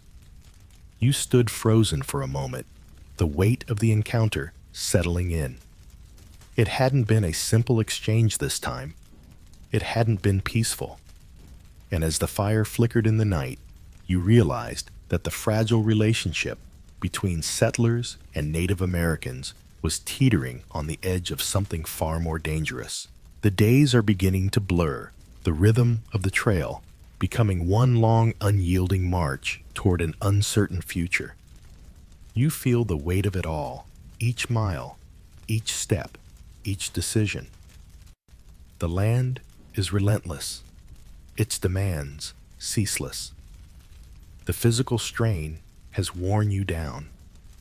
But what's starting to break you isn't the exhaustion of the body, it's the exhaustion of the mind. You've spent so many days making decisions about where to go, what to eat, whether to cross a river or find another route, whether to stop for rest or push on through the night. The mental strain is different from the physical. It's constant nagging and unforgiving. Every moment you're calculating risks, evaluating what little you have left, considering the well-being of your family, and wondering how much more they can endure. Pa, how much further? Thomas asks, his voice small, but his eyes wide with concern. He's only a boy, but he's already starting to feel the weight of the journey. He looks at you with that unspoken question, the one that lingers in the air, a question you can't answer.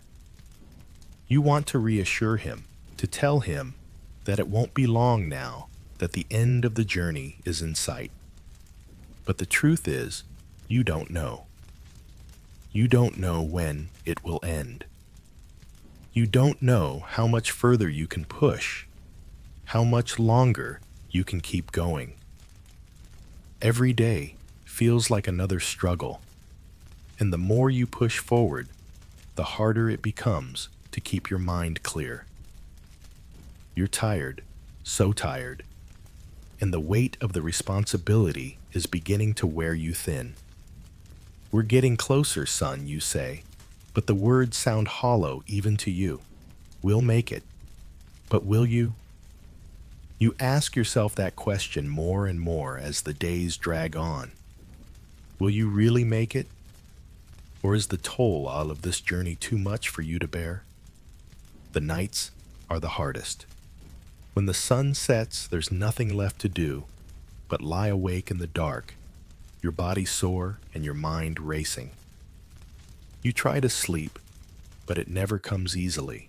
The cold creeps into your bones, and the sound of the wind howling through the wagons only serves to remind you of how fragile your situation is.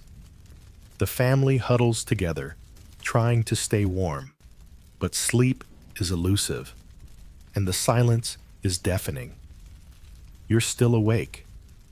Mary's voice comes softly from the other side of the wagon, where she's curled up next to the children. You can hear the weariness in her voice, the same exhaustion that you feel. Just thinking, you reply, your voice barely above a whisper. Can't seem to shut it off. She shifts closer to you, her hand resting lightly on your arm. I know, she says, her tone soft with understanding. It's been hard, but we'll get through it, John. We always do. Her words are comforting, but they don't ease the worry gnawing at your insides. The mental strain is a different kind of exhaustion, one that you can't sleep off, one that doesn't go away. It's the constant calculations, the never-ending questions, the fear that you're not doing enough, that you're not keeping your family safe. You're the one leading them on this journey, and every choice you make feels like it could be the wrong one. You close your eyes, trying to force your mind to relax, but the thoughts keep coming. What if the food runs out before you reach Oregon? What if the rivers become impassable? What if someone gets sick again, and there's nothing you can do? The fear is a constant companion, one that sits in the back of your mind and waits for a moment of weakness to strike. Mary doesn't say anything else. She knows what's on your mind. She feels it too.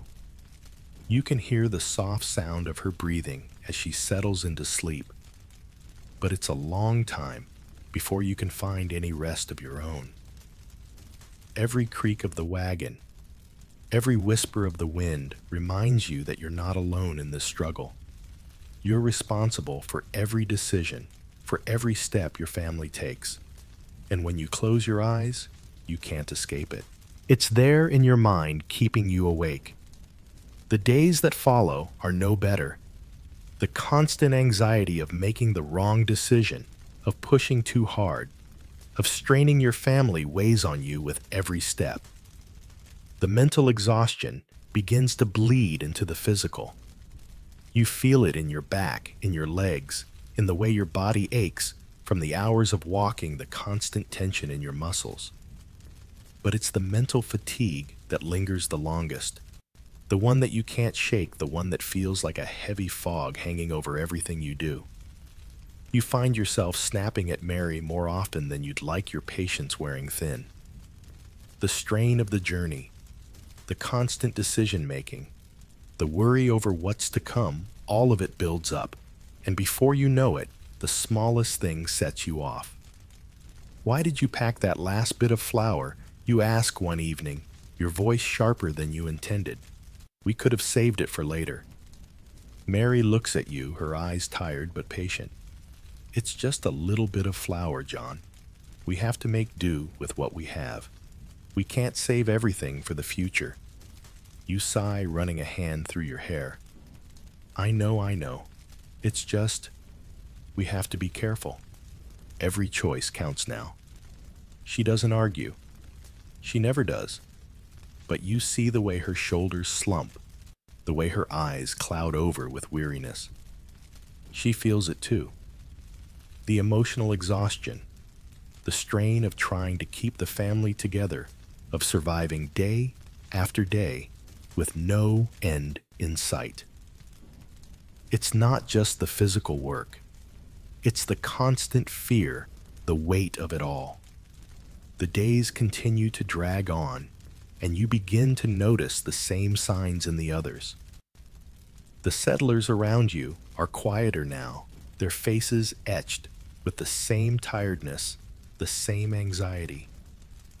The tension in the air is palpable, and you can see the mental toll it's taking on everyone. They're all struggling with the same fears, the same questions. What if we don't make it? What if we run out of food? What if we can't cross the next river? What if we're too late one evening, after a long day of travel?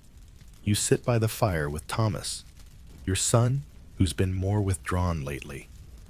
You watch as he pokes at the fire with a stick, his eyes distant. "Are you okay, son?" you ask quietly, your voice soft. He shrugs his gaze, not meeting yours.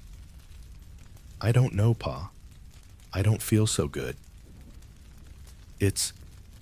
Everything's so different now. We're so far from home." You know what he means. The world he once knew, his school, his friends, the safety of his home is gone.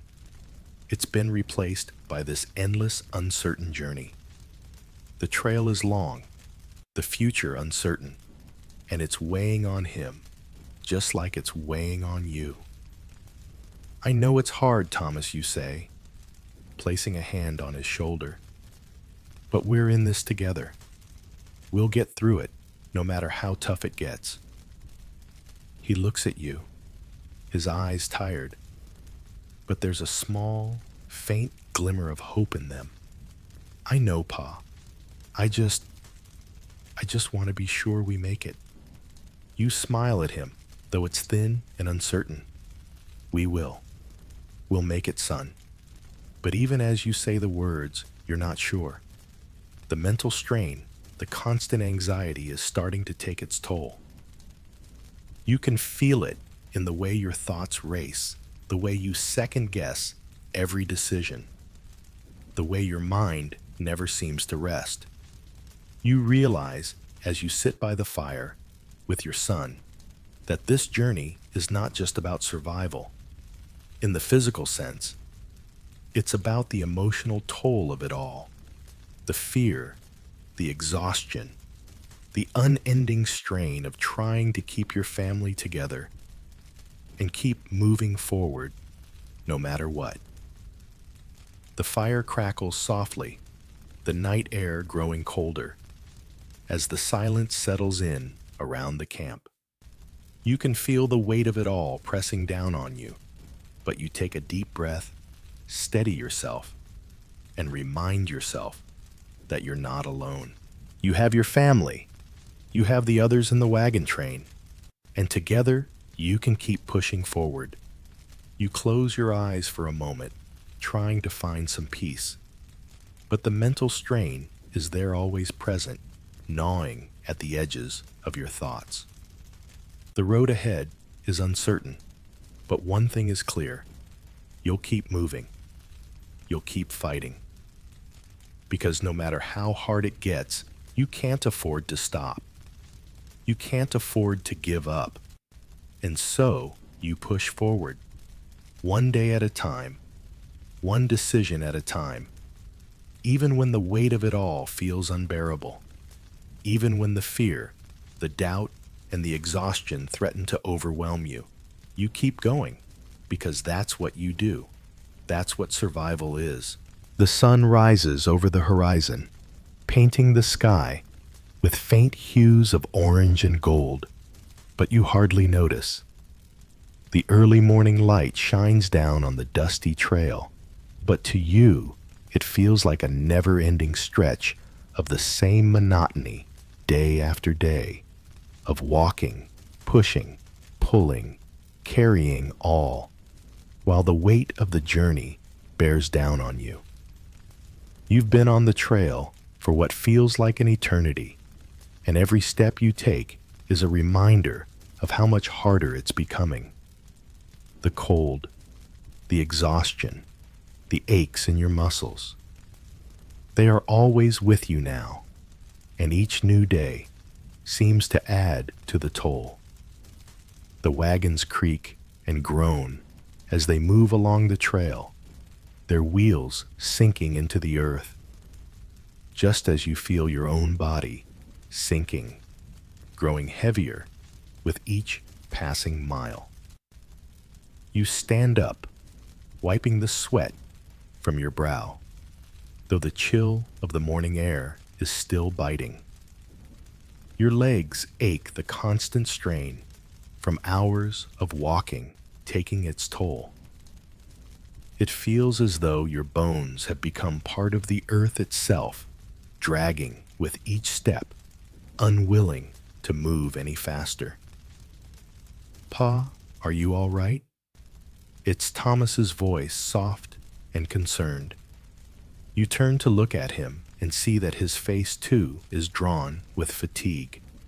He's only 12, but he's starting to feel the weight of this journey in ways you hadn't anticipated. His small body, once full of energy, is now beginning to show signs of wear. "I'm fine, son," you say, forcing a smile that you don't feel. "Just tired." "We've all been pushing hard, haven't we?" He nods, his eyes tired but still hopeful. "I think I can keep going, Pa. But what about you?"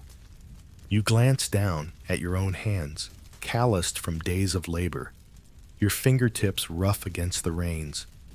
Your back aches from the hours spent hunched over, guiding the oxen, and your legs, oh, your legs feel like they could give out with just one more step. But you can't stop. You can't afford to. The wagon train has to keep moving, and every member of your family has a part to play. "We'll get there," you say, but even as you say the words, the exhaustion weighs down on your voice, makes it sound hollow. You've been walking for hours already today, just like yesterday, and the day before that, and the days before those. The physical exhaustion is starting to feel permanent, as though it has taken root deep within you, a part of who you are now. The toll on your body is undeniable. You feel it in the ache of your joints, the strain in your back, the heaviness of your limbs as you move, the long hours of walking through rugged terrain, pulling the wagons through rivers, up hills, and across rocky fields. Each movement is a small victory, but it feels like a battle that never ends. You glance over at your wife, Mary. She's working alongside the others, keeping the children close, making sure everyone stays fed and as comfortable as possible. But you see the weariness in her eyes too. the same exhaustion you feel. Mary, you call out to her, your voice hoarse with the effort of walking. How much further do you think we can go today? She looks over at you, her brow furrowed with concern. We'll keep moving as long as we can, John, but we need to think about stopping soon. The kids are getting tired, and you're not looking too good yourself. You try to hide the weariness in your face, but she can see it. You've been pushing yourself harder than you should, harder than anyone should, but you can't stop. You've come this far. Giving up now, stopping, isn't an option. You can't let the others down. You can't let your family down. I'm fine, you say. Though the words sound weak, even to your own ears. Just a little tired. Let's push through a little longer. She doesn't argue, but you can see the worry in her eyes. Just be careful, John, she says softly. We need you, and you know she's right. You're the one leading the wagon train, the one who has to keep it moving forward. But the burden of it is beginning to feel too heavy to bear. The physical strain has worn you down, and the constant decision-making, the constant worry is beginning to take its toll. The thought of another night on the trail, another day of struggle, makes your body ache in ways you never thought possible. The hours seem to stretch endlessly. You push forward step by step, but with every mile, it feels like it's getting harder to keep moving.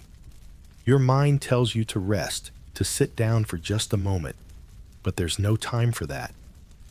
The wagon train can't stop. At some point, you feel the sharp pain in your side, the kind of pain that comes from overexertion, and you wince as you shift your weight. Your breath becomes shallow quick.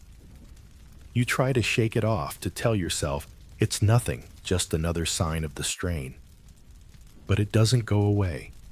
It's there, lingering, pressing against you like the weight of the journey itself. Pa, are you sure you're all right? Thomas asks again, his voice filled with worry. You stop walking for a moment, catching your breath, and look at your son. His concern cuts through you. You've been trying to hide the pain from him, trying to show him that you're strong, that you can carry on, but he sees through it. He's starting to understand just how hard this journey is, just how much it's costing you. I'm fine, son, you say again. But this time, there's no confidence in your voice. Just a little tired. But the truth is, you're more than tired. You're exhausted, worn down to the bone, and you wonder how much longer you can keep going. You know that if you stop, if you give in to the fatigue, it will be a setback you can't afford. The wagons must keep moving. Your family depends on it. As the day stretches on, the sun sinking lower in the sky, you find yourself struggling just to keep pace. The last few miles have felt like an eternity. Every step seems to take longer, the weight of your body slowing you down. The world around you blurs the dust on the trail, the rustling of the oxen, the shuffling of feet, and you feel as though you're walking through a fog. The pain in your side flares up again, sharper this time, and you stop for a moment, leaning against one of the wagons. You close your eyes, trying to steady yourself, but the dizziness overwhelms you, and you stagger for a moment. You feel the ground beneath you shift, and for a moment, you fear you might fall. Pa Thomas's voice calls out frantic with concern. You feel a hand on your shoulder, steadying you. You open your eyes and look at him, and you can see the fear in his face. I'm okay, son, you say, though your voice is strained. Just need a moment. Mary is by your side now, her hand on your arm, her touch firm but gentle. "John, maybe we should stop for the night. Just for a little while. The kids are tired too. You need rest." You shake your head. "No, we can't stop. We have to keep going." But the words don't feel true anymore. You can feel your body breaking down, the exhaustion and the pain catching up with you in ways you never thought possible. You've been pushing so hard for so long, trying to lead your family, trying to hold everything together. But the physical toll, the weariness in your bones, is too much to ignore now. "Please," Pa Thomas says, his voice barely above a whisper. "Let's rest. Just for a little while." You look at him, seeing the concern in his eyes, and for the first time, you let yourself consider it. You've been too stubborn, too focused on pushing forward. Maybe it's time to listen to your body. Maybe it's time to take a break. With a heavy heart, you nod, signaling to the rest of the train to stop. You find a small clearing beside the trail, and together, you start to set up camp. The decision weighs heavily on you, but for the first time in a long while, you allow yourself to breathe. The fire crackles in the distance, the wind picks up, but for now, you've stopped. You sit down beside the fire, feeling the warmth begin to seep into your cold body. The tension in your shoulders starts to ease, and for the first time in a long time, you close your eyes and let yourself rest. The pain is still there. The fatigue still lingers, but for a moment, you allow yourself to let go. And in the quiet of the night, surrounded by your family, you realize that sometimes survival isn't just about pushing forward. It's about knowing when to stop, when to rest, and when to listen to the body that's carried you this far. The air had grown colder as night fell, but it wasn't just the weather that made the camp feel oppressive. No, it was the silence, the unspoken understanding that you were all alone in this vast, untamed wilderness. There were no authorities here, no law or protection. In this raw corner of the world, it was survival that governed the day, and it was up to each family to fend for themselves. You could see it in the faces of the settlers around you. The weariness, the fear, the quiet tension that had taken root in the camp. The uncertainty was everywhere, lurking beneath the surface of every conversation, every decision. There were no safety regulations here, no guarantees. The safety of your family, the security of your supplies, your very survival. It all depended on your own ingenuity, your resourcefulness, and your ability to adapt to whatever challenges the land threw at you. The lack of any sort of formal help was a reality that had slowly sunk in over the past few weeks. In the beginning, when you first set out on this journey, there was a sense of optimism, of camaraderie. You had your fellow settlers, you had the wagon train, and you thought that together you could face anything. But as time wore on, that sense of security began to fade.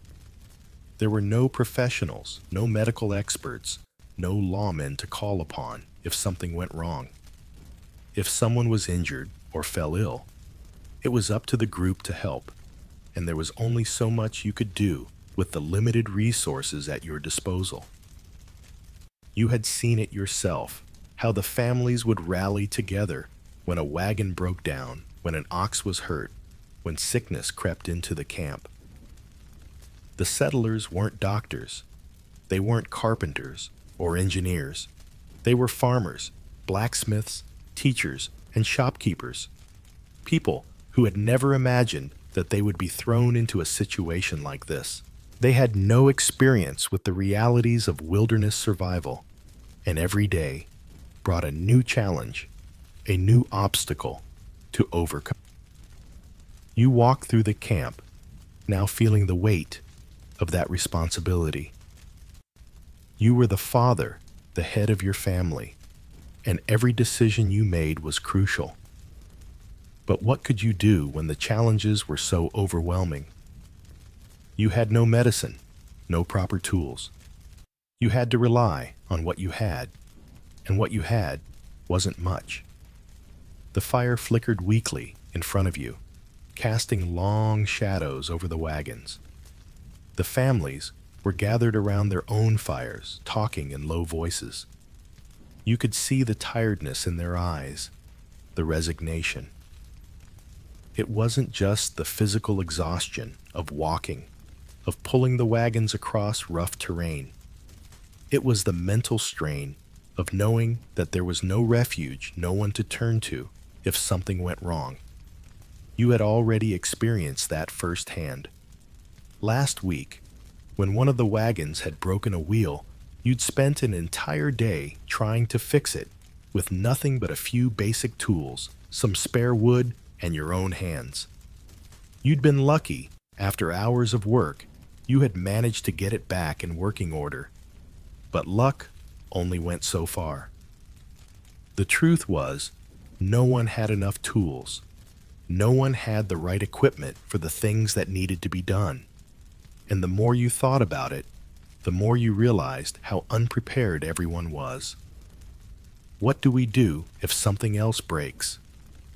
Mary's voice interrupted your thoughts, and you turned to find her standing behind you, holding a bowl of what little stew was left from the day's ration. "We make do," you said, forcing a smile, though it felt weak. "We always have." But the reality was that you were running out of options. You were running out of time. The lack of resources was the most frustrating part. It wasn't just the tools or the materials. It was everything: the food, the firewood, the blankets, the spare parts. Everything was running low, and you couldn't get more. The idea of stopping, of turning back, was a luxury you couldn't afford. You had to keep going. But there was no guarantee that the next stop would provide what you needed, and every day was another step into the unknown. You could see the same worry on the faces of your fellow settlers. The lack of resources wasn't just an inconvenience. It was a matter of life and death. Without enough food, without enough firewood, without the proper tools to repair the wagons or defend against predators, the journey would grind to a halt. And worse, without the ability to defend yourselves, the very act of traveling through this wilderness became dangerous. "Do you think we'll make it to Oregon?" Thomas asked that night, his voice filled with a mixture of hope and doubt. You looked at him, your heart aching for the boy who had seen more hardship in his short years than most men would in a lifetime. You wanted to give him an answer, something solid, something comforting. But the truth was, you didn't know. The journey was too uncertain, too dangerous. The risks were too great. "I don't know, son," you said, your voice low, "but we'll keep going. We've come this far, and we're not stopping now. We have to make it." Mary sat beside you, the fire casting flickering shadows on her face. "John," she said quietly, "we're doing all we can, but it feels like we're running out of time. I know," you answered, your voice heavy, "but we can't afford to stop. We have to keep moving." The next morning, you gathered your family and the others in the wagon train to make the decision about whether to continue. The wagons were ready. The oxen were packed with what little supplies you had left. But there was something different about the air. The usual sense of urgency was now tinged with the weight of uncertainty. Every face you saw was filled with worry. The lack of resources was starting to show. It wasn't just the physical toll, it was the mental toll. People were growing tired, their patience wearing thin. We can't afford to rest too long. One of the men from another family spoke up, his voice rough from days of dust and exhaustion. But we're running low on food. How far can we go without enough to eat? Another man, his face weathered and grim, shook his head. If we don't rest soon, we'll lose what we have left. We'll be stuck out here in the cold with nothing. The decision was too hard to make. The risks of pushing forward were enormous, but staying put carried its own dangers. Without enough food or supplies to see you through, there was no certainty about how long you could survive. But staying meant exposing yourself to the elements, to the animals, to whatever dangers lay ahead. We'll keep moving, you said, finally, your voice steady despite the uncertainty in your heart. We'll take it one day at a time. That's all we can do. But even as you said the words, you couldn't help but feel the weight of the decision pressing down on you. There was no clear path forward. The lack of safety, the lack of resources had made the journey feel less like a hopeful adventure and more like an endless struggle. Each decision, each step forward felt like a gamble, and there was no way to know what would happen next. As the wagons rolled forward, once again, you looked at your family, at the others in the wagon train, and you knew that this was what it had come to: survival. The journey was no longer about the promise of land, the dream of a better life.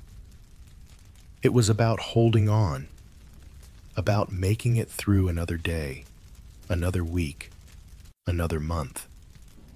The land ahead was still unknown. The dangers were still lurking. But for now, you had made the decision to continue to push forward, hoping that you could make it through whatever came next. The sun was setting, casting a dim golden glow across the barren landscape, but the warmth of the day did little to chase away the biting cold that had settled deep into your bones. The days had grown longer, and the strain of survival had become an ever-present companion, pulling at your every step. There was little joy in the sight of the evening sky now. Instead, all you could think of was the next meal, if you could even call it that. The weight of rationing was heavier than the physical burden of the wagons themselves. The scarcity of food had become the most pressing concern, and every decision regarding what little you had left weighed heavily on your shoulders. Each meal was no longer an occasion to bring the family together, but a harsh calculation, a struggle to make the supplies last just a little longer. The portion sizes had been shrinking for days now, and as the weeks wore on, it became clear the food you had packed for the journey would not get you to Oregon. The small stash of grain-dried meat and vegetables was all but gone, and the constant search for fresh supplies had turned into an obsession. The land once thought to be rich and plentiful was now a cruel reminder of the unyielding nature of the frontier. The fields offered little, and hunting had become a rare stroke of luck rather than a consistent source of food. For every moment of hope, there was an equal measure of despair. Your family had become accustomed to the gnawing hunger that filled the empty space between meals. You saw it in their eyes, the way they looked at the small amounts of food you had left, the way their hands reached for every last scrap, as though there was a chance it would fill them up.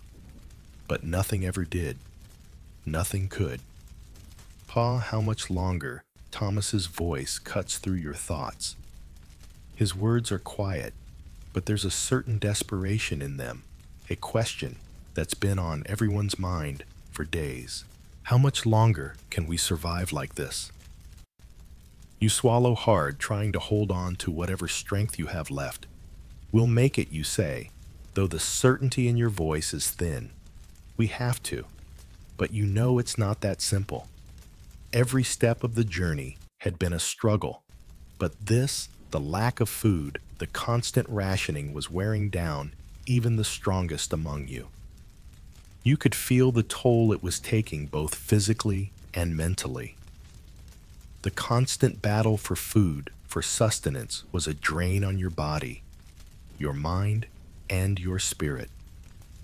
As you sit by the fire that evening, watching the small flickering flames struggle against the cold, you think about what little you have left. There's a small bit of cornmeal, a few dried potatoes, a sliver of dried meat that you're saving for the children. You ration it carefully, not because it's a choice, but because it's the only way to make it last. You measure out the portions with painstaking care, your hands shaking slightly as you divide the food among your family.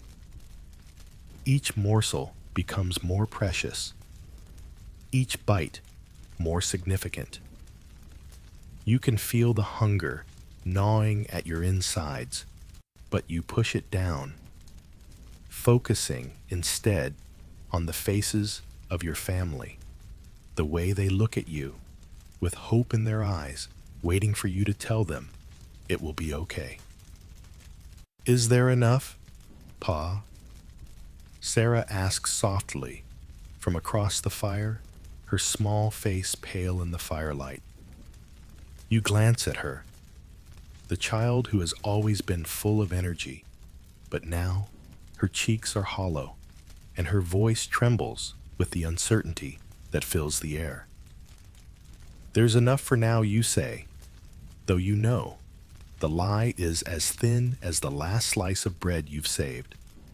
You don't know how much longer you can keep this up. You don't know how much longer anyone can keep this up. The conversation turns to silence as everyone begins to eat, each person scraping the bowl clean, hoping that the small portion will somehow fill the empty space in their stomachs. It never does. The hunger lingers, always there, like an ever-present shadow, never fully leaving. Later that night, you find yourself standing by the fire alone, your back aching from the long day, your body tired from the relentless work of the trail. Your mind is numb, the weight of the decisions of the journey itself heavy on your shoulders. The cold nips at your skin, but it's not just the physical cold that bothers you. It's the coldness of fear, the fear that you won't be able to provide for your family, that the end of the trail will not bring the salvation you had hoped for. Mary, you say quietly, your voice almost lost to the wind. She looks up from the children's sleeping forms, her eyes tired but steady. We're running low. What if we don't make it? She stands up and walks over to you, her expression soft but filled with concern. We'll make it, John, she says, her voice gentle but firm. We've made it this far. We can't stop now. You nod, trying to push the fear aside, but it lingers, gnawing at your thoughts. It's a constant battle, this fear of not having enough, not being enough. Every day, you wake up knowing that the only way to survive is to push forward, to make it through another day. But some days, it feels like the weight of that struggle is too much to bear. You wonder how long you can keep up the fight, how long you can keep your family together before the hunger, the exhaustion, and the uncertainty break you. And then, just when you think you can't bear it anymore, you hear the faint sound of hooves in the distance. You stand up, listening, straining to hear. The sound grows louder and soon a figure appears in the distance, a lone rider coming from the direction of the nearest supply station. You feel a flicker of hope rise in your chest as the rider approaches, but it quickly fades when you see the expression on his face. He dismounts, walking toward you with a solemn look. You brace yourself for the news. Whatever it may be, but deep down, you already know. There is no hope of fresh supplies. There is no hope of food being delivered, of salvation from the famine that is slowly consuming your family. Nothing, the rider says, his voice low and tired. They've got nothing left. Your heart sinks. There's nothing. No food, no supplies, no help. The resources are gone. The journey, which seemed to hold so much promise now, feels like a desperate fight against an inevitable end. Then what do we do? You ask, your voice barely more than a whisper. The question feels futile, but you ask it anyway. You ask it because you need to hear something, anything, that might offer a way forward. The rider shakes his head, looking down at the ground. We keep going. We make do with what we have. You nod slowly, the weight of his words settling over you like a heavy fog. Make do with what we have. But what do you have? What's left to make do with? You. Return to your camp, your heart heavy with the knowledge that the fight is far from over, that the struggle for food, for survival, will only grow harder. You gather your family around the fire, the light flickering against their tired faces, and you try to muster the strength to keep going. But the truth is, there's only so much strength left to give. Every meal you ration, every decision you make is a gamble, a game of chance. Will it be enough to get through the night? Will it be enough to get through tomorrow? The answers aren't certain, and the hunger gnaws at you all the while.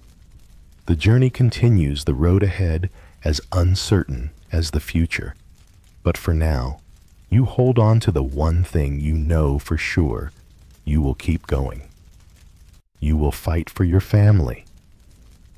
And you will survive, even if it means stretching every bit of food, every bit of energy, and every ounce of hope you have left. Because the only thing that truly matters now is survival. The sun dips below the horizon as you sit beside your family, the fire flickering weakly in front of you. The crackling of burning wood is the only sound in the camp, other than the faint hum of the wind that cuts through the trees. For a moment, everything is still. You take a deep breath and glance around at your family, your heart heavy, but filled with a quiet, unspoken pride. The journey has been long, too long. Every step has been a battle. Every mile, a struggle to survive. The hardships, hunger, cold, sickness have worn you down. But somehow, you and your family have endured. You've made it this far, and though you can't help but feel the weight of the journey, you realize that the strength to keep going, to survive, is still within you. Pa, will we make it? Thomas asks quietly from beside you, his voice tinged with both hope and doubt. His eyes search yours, looking for reassurance, for something that will make this all feel like it's worth it. You hesitate, your mind racing through the days, the dangers, the close calls, the endless miles. There's no clear answer. The road ahead is still fraught with uncertainty. But you look at your son, and you realize something important. It's not about the destination anymore. It's not just about reaching Oregon. It's about the resilience that's kept you going this far, about the spirit that has kept your family strong. We'll make it, son. You say, your voice steady, despite the doubt that lingers at the edges of your thoughts. One day at a time. We've made it this far, haven't we? Thomas nods, though there's still uncertainty in his eyes. But he doesn't press the question. He knows what you mean. You both know what it's like to push through to endure. The simple victories, the small moments of triumph, are what keep you moving forward. Surviving the day, crossing that river, finding enough food to eat for the night. These things, small as they may seem, are the victories that matter. And each one of them is a step closer to the future you've come so far to reach. You watch the fire for a while, the flames dancing in the night, and you think about everything you've endured, the things that have worn you down, and the things that have kept you going. It's hard to remember a time before this journey, before the exhaustion and the constant fight for survival became the rhythm of your life. But through it all, there's been a quiet strength, a resilience that has carried you and your family through the worst of it. You glance over at Mary, who's sitting next to the children, her face softened by the glow of the fire. She looks exhausted as you are, but there's a quiet strength in her too. She hasn't complained, not once. Every day she gets up, does what's needed, and takes care of the children, making sure they're fed, keeping their spirits up when they're feeling low. The strength she's shown, the way she holds your family together, is something you can't quite put into words. She's been the glue that's kept it all together, and you know that without her, none of this would be possible. The fire crackles, sending a shower of sparks into the air. You reach over, taking her hand in yours. We've come a long way, haven't we? She smiles, her eyes meeting yours. We have, and we'll keep going, together. The reassurance in her words is all you need. You don't need guarantees. You don't need promises. All you need is the strength to keep going, to keep moving forward, no matter how hard it gets. The days blend together in a haze of exhaustion. The mornings are cold, the afternoons filled with endless walking, the evenings spent setting up camp, making do with what little you have left. Each day brings its own challenges, but there are small victories too. You think back to the day you crossed the river. The water had been swift, the current stronger than expected, but you'd made it across. It wasn't easy. It never is. The oxen were nervous. The wagons creaked as they were slowly lowered into the water. But you made it. And when you reached the other side, when you stood there, with your family safe and sound, the sense of accomplishment was indescribable. It wasn't just the crossing. It was the realization that despite the odds, you could make it through. It wasn't just the physical strength that mattered on the trail. It was the will to keep going. You had seen the fear in the eyes of other settlers when the river had looked too treacherous, when they questioned whether it was worth the risk. But you didn't have that luxury. You couldn't afford to hesitate. You had a family to care for. You had to make the right choices, even when they were the hardest choices.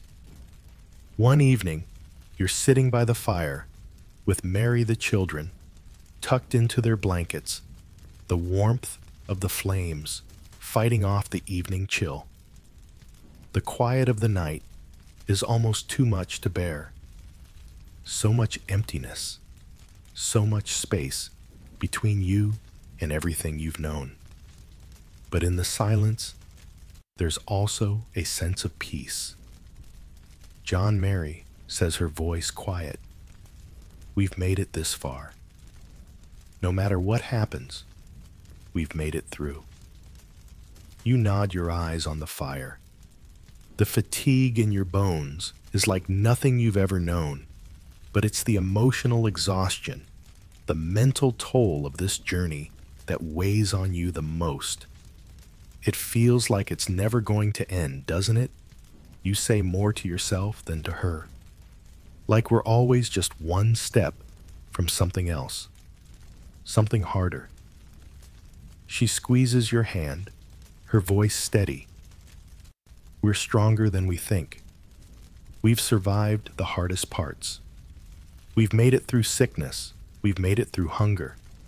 And we'll make it through anything else that comes our way. You close your eyes for a moment, letting the warmth of the fire wash over you. It's true. It's true in ways you can't fully comprehend. The journey isn't just about reaching Oregon. It's about surviving. It's about the grit to keep going when everything inside you wants to stop. The small victories, getting through another day, finding food when there seemed to be none crossing the rivers, fixing the wagons, staying together. Those are the moments that keep you going. It's not about big wins. It's about the persistence to keep moving forward, no matter how many times you feel like giving up. You open your eyes and glance at your family. They're sleeping now, exhausted, but safe. You've done everything you could to get them this far, and that's all you can do. You've survived this long, and as long as you draw breath, you'll keep surviving. The spirit of endurance isn't just in the body, it's in the heart, the mind, and the soul. It's in the quiet moments when you want to break, but keep pushing anyway. It's in the way your family comes together in the face of every obstacle. It's in the small victories that, when you look back, are the ones that define the journey. And though the road ahead remains uncertain, one thing is clear: you will keep moving forward, because that's what survival is about. It's about enduring. It's about the grit to keep going when everything tells you to stop. For tonight, though, you allow yourself a moment of rest, a moment of peace. You've made it this far, and that is enough. The days are long now, and though the end of the journey is not yet in sight, something has changed within you. The exhaustion, the fear, the overwhelming weight of every decision, they're all still there, lurking in the back of your mind. But as the landscape begins to shift, as the hills of Oregon loom closer with every passing day, a deep sense of pride wells up inside you. It's not just pride in the miles you've crossed, or the rivers you've conquered, or the harsh winters you've survived. No, it's a different kind of pride. The pride of knowing that despite everything, despite the endless struggle, you've persevered. Your family has persevered. You've made it through things that once seemed impossible, and you did it together. The journey has been hard, brutally so. There were times when you thought it would break you, when the weight of survival, of caring for your family, felt like too much to bear. But every morning, you woke up and took the next step. Every night, you huddled together in the cold, exhausted, but together. The trail has demanded so much of you physically and emotionally. It's tested every part of you. But now, as you stand here on the brink of Oregon, you realize that it wasn't just your body that kept you going. It was your spirit. It was hope. It was the unyielding desire to keep moving forward, even when the end seemed impossibly far. Pa Thomas says, his voice small but steady, pulling you from your thoughts. Are we there yet? You smile at him, despite the weariness you feel deep in your bones. Almost, son, almost. But it's more than that. It's not just about reaching Oregon. It's not just about the promise of fertile land and a fresh start. No, the journey itself, everything you've been through together, has already become something much more valuable. It's become a testament to the endurance of the human spirit. Survival on the Oregon Trail wasn't just about physical strength. It wasn't just about pushing your body to its limits, about making it through another day of walking, of rationing, of enduring the hardships. It was about something deeper. It was about hope. The hope that there was something better on the other side of this journey. The hope that no matter how impossible the obstacles seemed, you could find a way to overcome them. It was about community, the people you've met along the way, the strangers who've become your companions, your friends, your lifeline. The sense of togetherness, the way you all relied on each other, helped each other, made the journey bearable. You've seen families suffer and families thrive. But the common thread among all of them has been the willingness to keep going, to help one another, to keep the fire of hope alive. And it was about the collective will to keep going, even when the odds seemed insurmountable. It wasn't just you. It was everyone, your fellow travelers, your family. The journey was never meant to be easy, and it wasn't, but you kept moving, kept pushing, because you knew you had to. You knew that survival itself was the greatest victory. As you look out over the landscape, the rolling hills of Oregon, finally in sight, you can't help but think about the future. It's hard to imagine what life will be like on the other side of this journey, but the promise of a better life feels real now, tangible. For so long, it had been nothing but a distant dream, something that you could only hope for in the darkest moments. But now, it's close. You can almost touch it.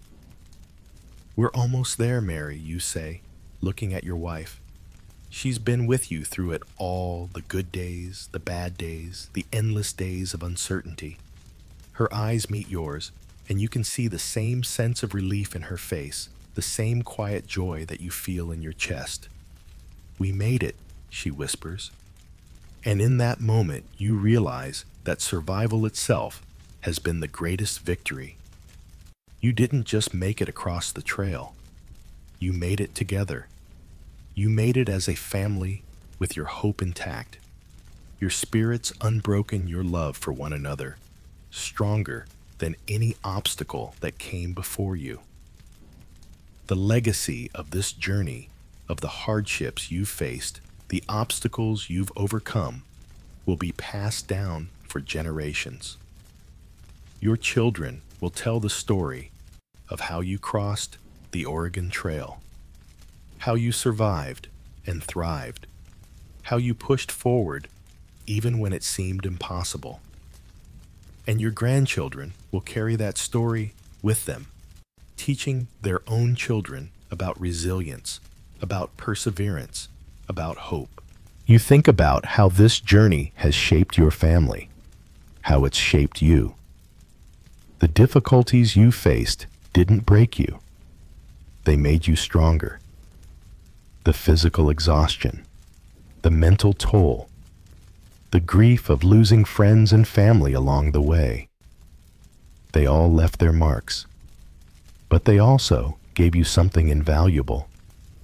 They gave you a deeper understanding of what it means to survive, to fight for what you believe in, to never give up. As you near the end of the trail, you feel that sense of unity more strongly than ever. The family is still together. You're still here. You've endured together. And that's the legacy you'll carry with you into this new land.